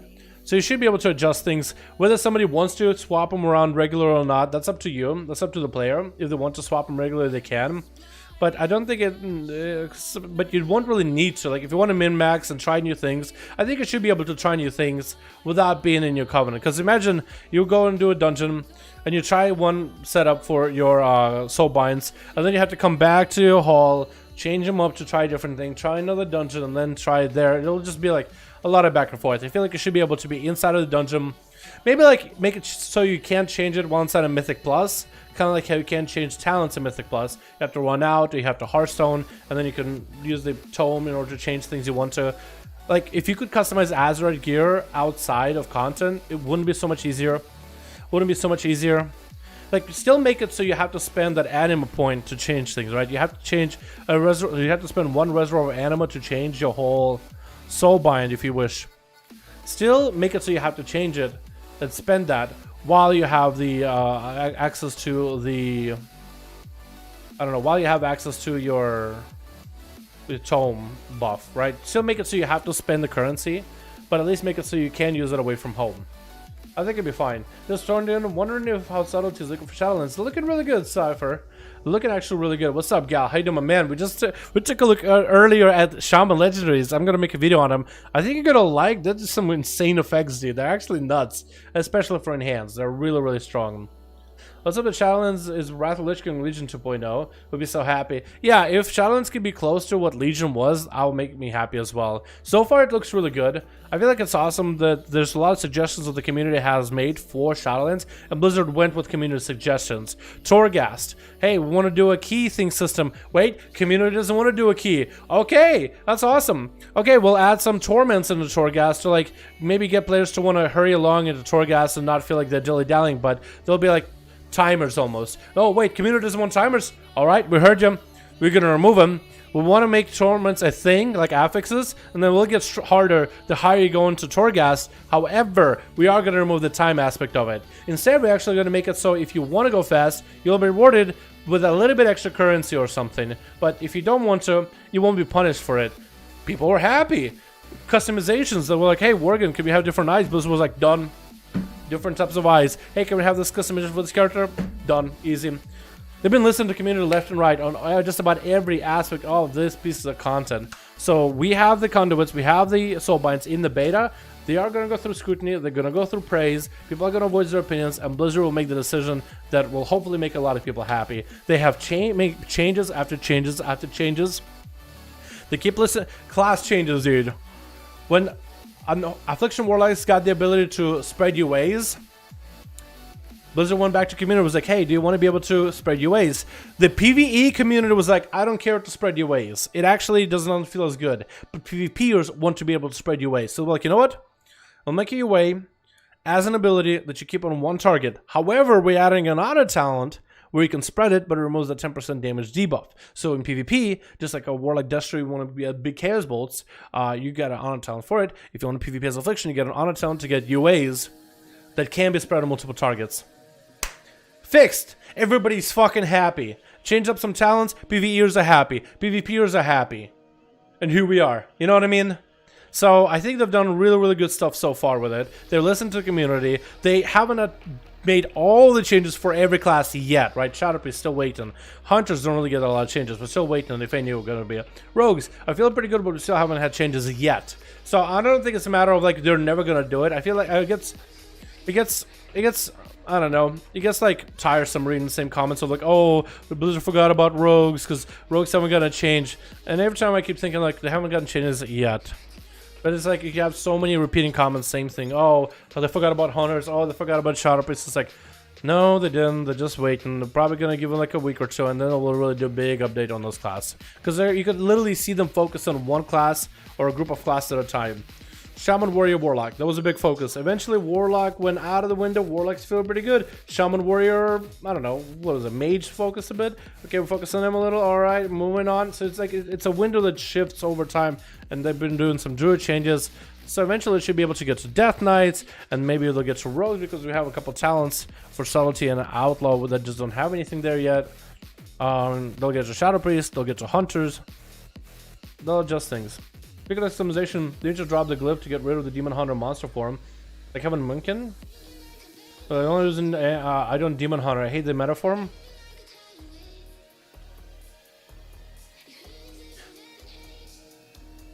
I think that's the reason why people play Demon Hunter, but I'm not against, like, what if they gave, like, you don't have the full, like, big metamorphosis form, but you have massive wings behind you? I think that'd be cool. Yeah, if they did something like that, that'd be cool. Isn't it still alpha? It technically is, but it's going to be beta in a couple days. So the build that you guys have seen is what you'll see on beta. Hopefully with some other updates. But yeah. So it's, I mean, alpha and beta, same thing. It's just a question of like which phase the game is at. But it's not like hopefully it'll be a new build with some cool stuff. But I don't know how new it'll be. You know what I mean? I don't know how cool it'll be. If you check out legendary crafting, does it work? Yes, for some classes it does, for others it doesn't. When monks don't have legendaries data mined, but that doesn't work for them yet. Hunters have legendaries, mages have legendaries. We have crafted legendaries for mages, shamans, and warriors. I'm yet to do hunters, death knights, and priests, and warlocks. So there's 4 other classes that I'm yet to do, and hopefully we'll get monk legendaries sometime soon. Thank you for your answers. I'm trying to get through as many of them as fast as I can, man. Fact. What's up, Chris? How you doing, man? Oh, they go home. They'll have an item level in an interview. I think they're over they do have item level for conduits. So I think, yeah, I think conduits will have item level. So let's say you got a conduit from a mythic version of the game. So they're not going to be like stat increases. They'll be like stamina increases and little things like that. But I don't think they'll be directly increasing like your character's power. So like let's say you got a conduit from a raid and it's like 30 item level. But then somebody does a higher difficulty of that raid, it goes to 70 item level. I don't think the 30 and 70 item level conduits are going to increase the amount of damage the player does. I think it's going to be like stamina, like a small amount of stamina, like 2% stamina or something like that. So a player that does like high end content is going to have a little bit extra stamina to survive things. But it's not going to be to the point where it's like, oh my god, I got one shot because I don't have the best conduits, I quit kind of deal, you know what I mean? So ignore bag thing work for you. It is, Chris. Thank you so much for letting me know. I did set it up for the Shaman. I messed it up once. Korean watched me mess it up again, but then I set it up again and then worked fine. Appreciate your answer questions. Still debating on classes. Yeah, it's fine. If you guys get in a beta or in pre-patch, you should still hold off from deciding what class you want to play until you see the final version of conduits, soulbinds, covenants, as well as what classes are like. I would decide maybe by a couple of weeks into, maybe like a month into pre-patch. You should decide what class you want to play after pre-patch. After playing a little bit on beta if you get into the beta. I realized I got a 110 character in a letter, maybe I should level it. Which one? Play what you want to win a gal, by the way. Think of videos up? Hell yeah, dude. Look at the videos up? Hell yeah, man. Already log DK and Warrior. Those are looking really good, man. You play Rogue best class. Rogues are looking really good, man. Shaman. Hell yeah, dude. Shamans are looking good for the next expansion. They're a bit of bitch gear right now in BFA, but they're looking really good for Shadowlands. Insanely good. I think soulbinds look really good. Why they hate? I have so many builds and I want to do. All the problem is conduits as destroy. Yeah, so there's like things like conduits that can be destroyed that you have to farm them up. I mean, if you get a lot of conduits very quickly and easily, it doesn't really matter if you destroy them or not. But people are saying that you'll have like a billion conduits in your bags to always constantly replace them. So maybe they'll change it to like glyphs, right? Like if you remember glyphs back in Cataclysm or MoP. You just learn a glyph and you would have it forever, and you would have 3 slots for glyphs, and you could have like 3 major glyphs, 3 minor glyphs, and then 3 like utility glyphs. So that sounds very similar to like 3 offensive glyphs or 3 offensive conduits, or potency conduits, which increase your character's like damage or effectiveness. Defensive conduits, which increase your defensiveness, which certain glyphs increase your defensiveness, and then utility stuff like being able to run on water, but they're gonna be more like, you know, utility, running, movement speed, buffs for others. Little doodads and knickknacks. For rogues, I don't know what they're gonna do for them. For warriors, like your intimidating shout lasts a little bit longer and can absorb more damage before it breaks. So like if you fear somebody and they're running away from you in fear, on the warrior, you're slamming them with raging blows, you can get 1 extra raging blow before fear breaks. And your legendary video on mage, what other legendaries released yet? So we know that you have hunter legendaries, priest legendaries, warrior legendaries, shaman legendaries, and mage legendaries. As for warlock, we don't know yet. Death Knight also have legendaries. So I'm gonna get those characters up and running as soon as I can, so I can show off all the legends that they have to play with. I think I already have a shaman and a warrior set up, and I might do videos on those next. And in my free time, I think I'll try to get a warlock and a death knight, and it's a quest line that takes an hour long before you can unlock the legendaries for those classes. But if I commit some time, I might be able to do it. I only play Propelica, Warrior and DK because played where armor. Hell yeah, dude. But Shaman, man, I don't have time. I don't even have 1 of every class. I have like 6, and I have 6 max level Shamans. What, dude? This is where you just gotta focus on one boy, just one Shaman. Focus all the time into that one. But 6 Shamans? My twin did that a lot too. He had like 6 Paladins back in MoP or something. 1 for PvP, 1 for tanking for dungeon, 1 for tanking in raids, 1 for healing raids, 1 for doing damage in raids, 1 for PvP as red, 1 for PvP as holy. 5 Paladins. Do the time YouTube. Do the time Dalaran for YouTube. Do the time? What do you mean? Do the time for classes? Yeah, I will have to. I'll have to no chill. Go eat dinner. I will go eat dinner in a bit. Yeah, but chill. It gives me the same feeling of like insanity in my head. Like, remember if you? So I remember, you know, the BFA Legendary Cloak quest line. I did that on all 12 of my characters, one of every class. And I was literally rocking back and forth in my seat like, oh, just one more quest, just one with this ability. And I would just have YouTube videos on the side. And I was literally losing my mind because I just did all of them at once. Or as many as I could in a single day. I think I had to do 2 days to separate for my alts. But with this one, I'm going to try to take it as easy as I can.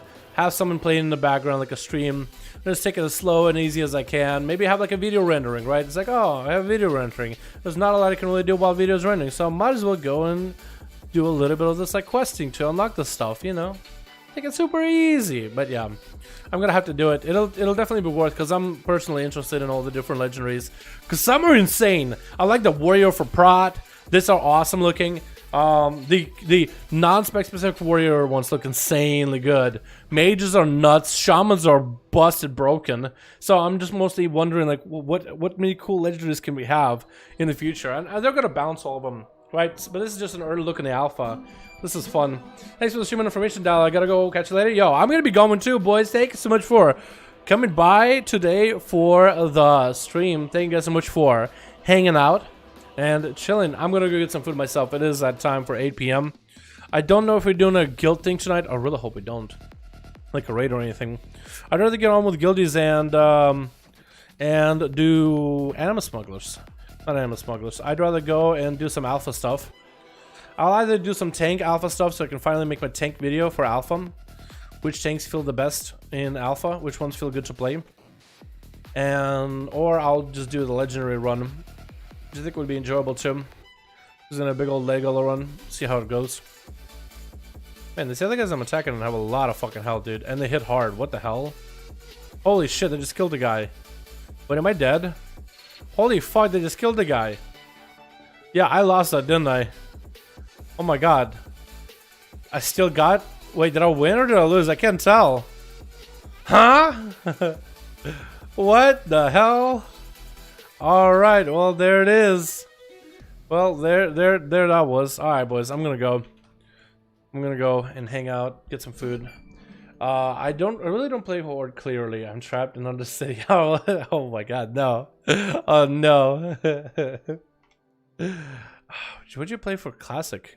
Horde or Alliance? I guess Alliance, right? Damn, dude. I would use the map and follow the pipes. If you have a flying mount, get to like one of the pipes and fly through it. That should get you at least out of there. Or ask a friendly major and be like, hey, can you help me escape? I'm trapped. The clock was responsible for a ton of brain damage. I think so too. So doing this whole quest line and spending an hour into all of it, oh, it drives me nuts. It gives me back the flashbacks of Cloak, but I have to do it. I want to do it. I want to do it. You know, I want to do it to see all the different legendaries. What server are you on? Illidan. I play on US Illidan on my Horde character right now. I do have some characters on Dalaran too, US Dalaran, but mostly Illidan right now because I'm in a guild on Illidan. And I think I'm sticking around that guild for this expansion. Unless something awful happens. So far it looks good. So far so good. Honestly, before Undercity was destroyed, I would avoid Undercity with like the plague. And so that the player... Yeah, and now it's covered with plague, so now you have a reason to avoid it. Literally. Yeah, no, I remember getting lost in Undercity. I just know that there's a pipe. Like when you go in circles, there's like an area with a pipe and you fly out of it. You fly out of a mountain. That's the only way I could get out. Getting used to like the elevators and stuff and figuring out where to go, that was... You literally just have to remember what to do, where to go. It's not easy. Definitely not easy. Alrighty, boys. I'm gonna call it there. Thank you all so much for coming. Appreciate all of you. Tomorrow it should be Free Loot Tuesday. We're gonna hop back on BFA, open up a Mythic Plus chest, and then probably hop back on the Alpha right after, man. Probably hop back right on the Alpha right after. But yeah, we'll see what we get tomorrow. Thank you guys so much for coming by. Thank you guys so much for watching. You guys are beautiful, wonderful, and I'll see all of you boys in the next stream arena, okay? Alrighty. Peace.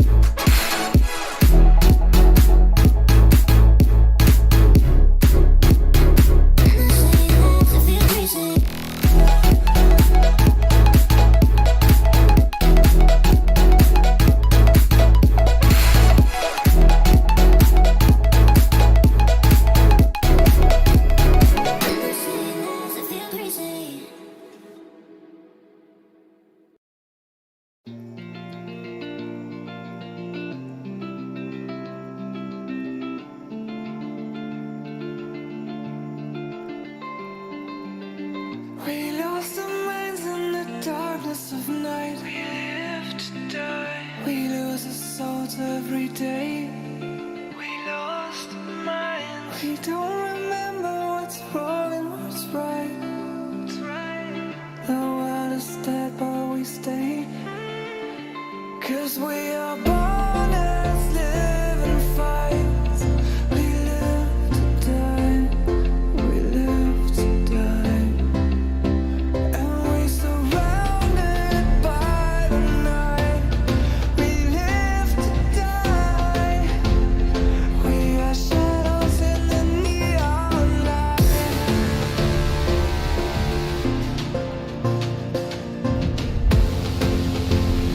We are shadows in the neon light.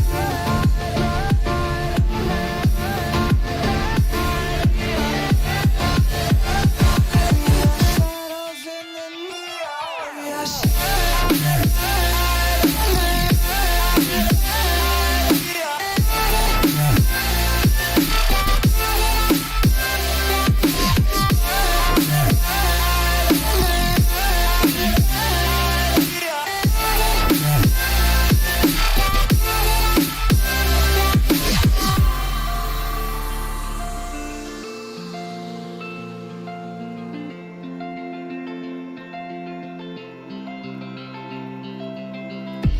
We are just shadows.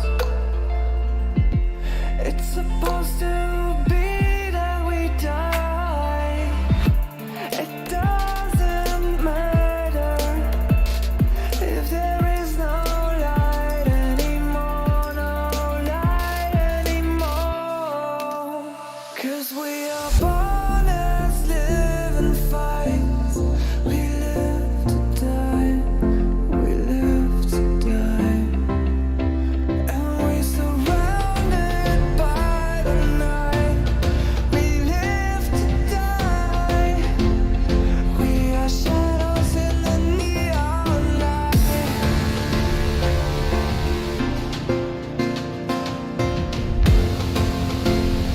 We are shadows in the neon light.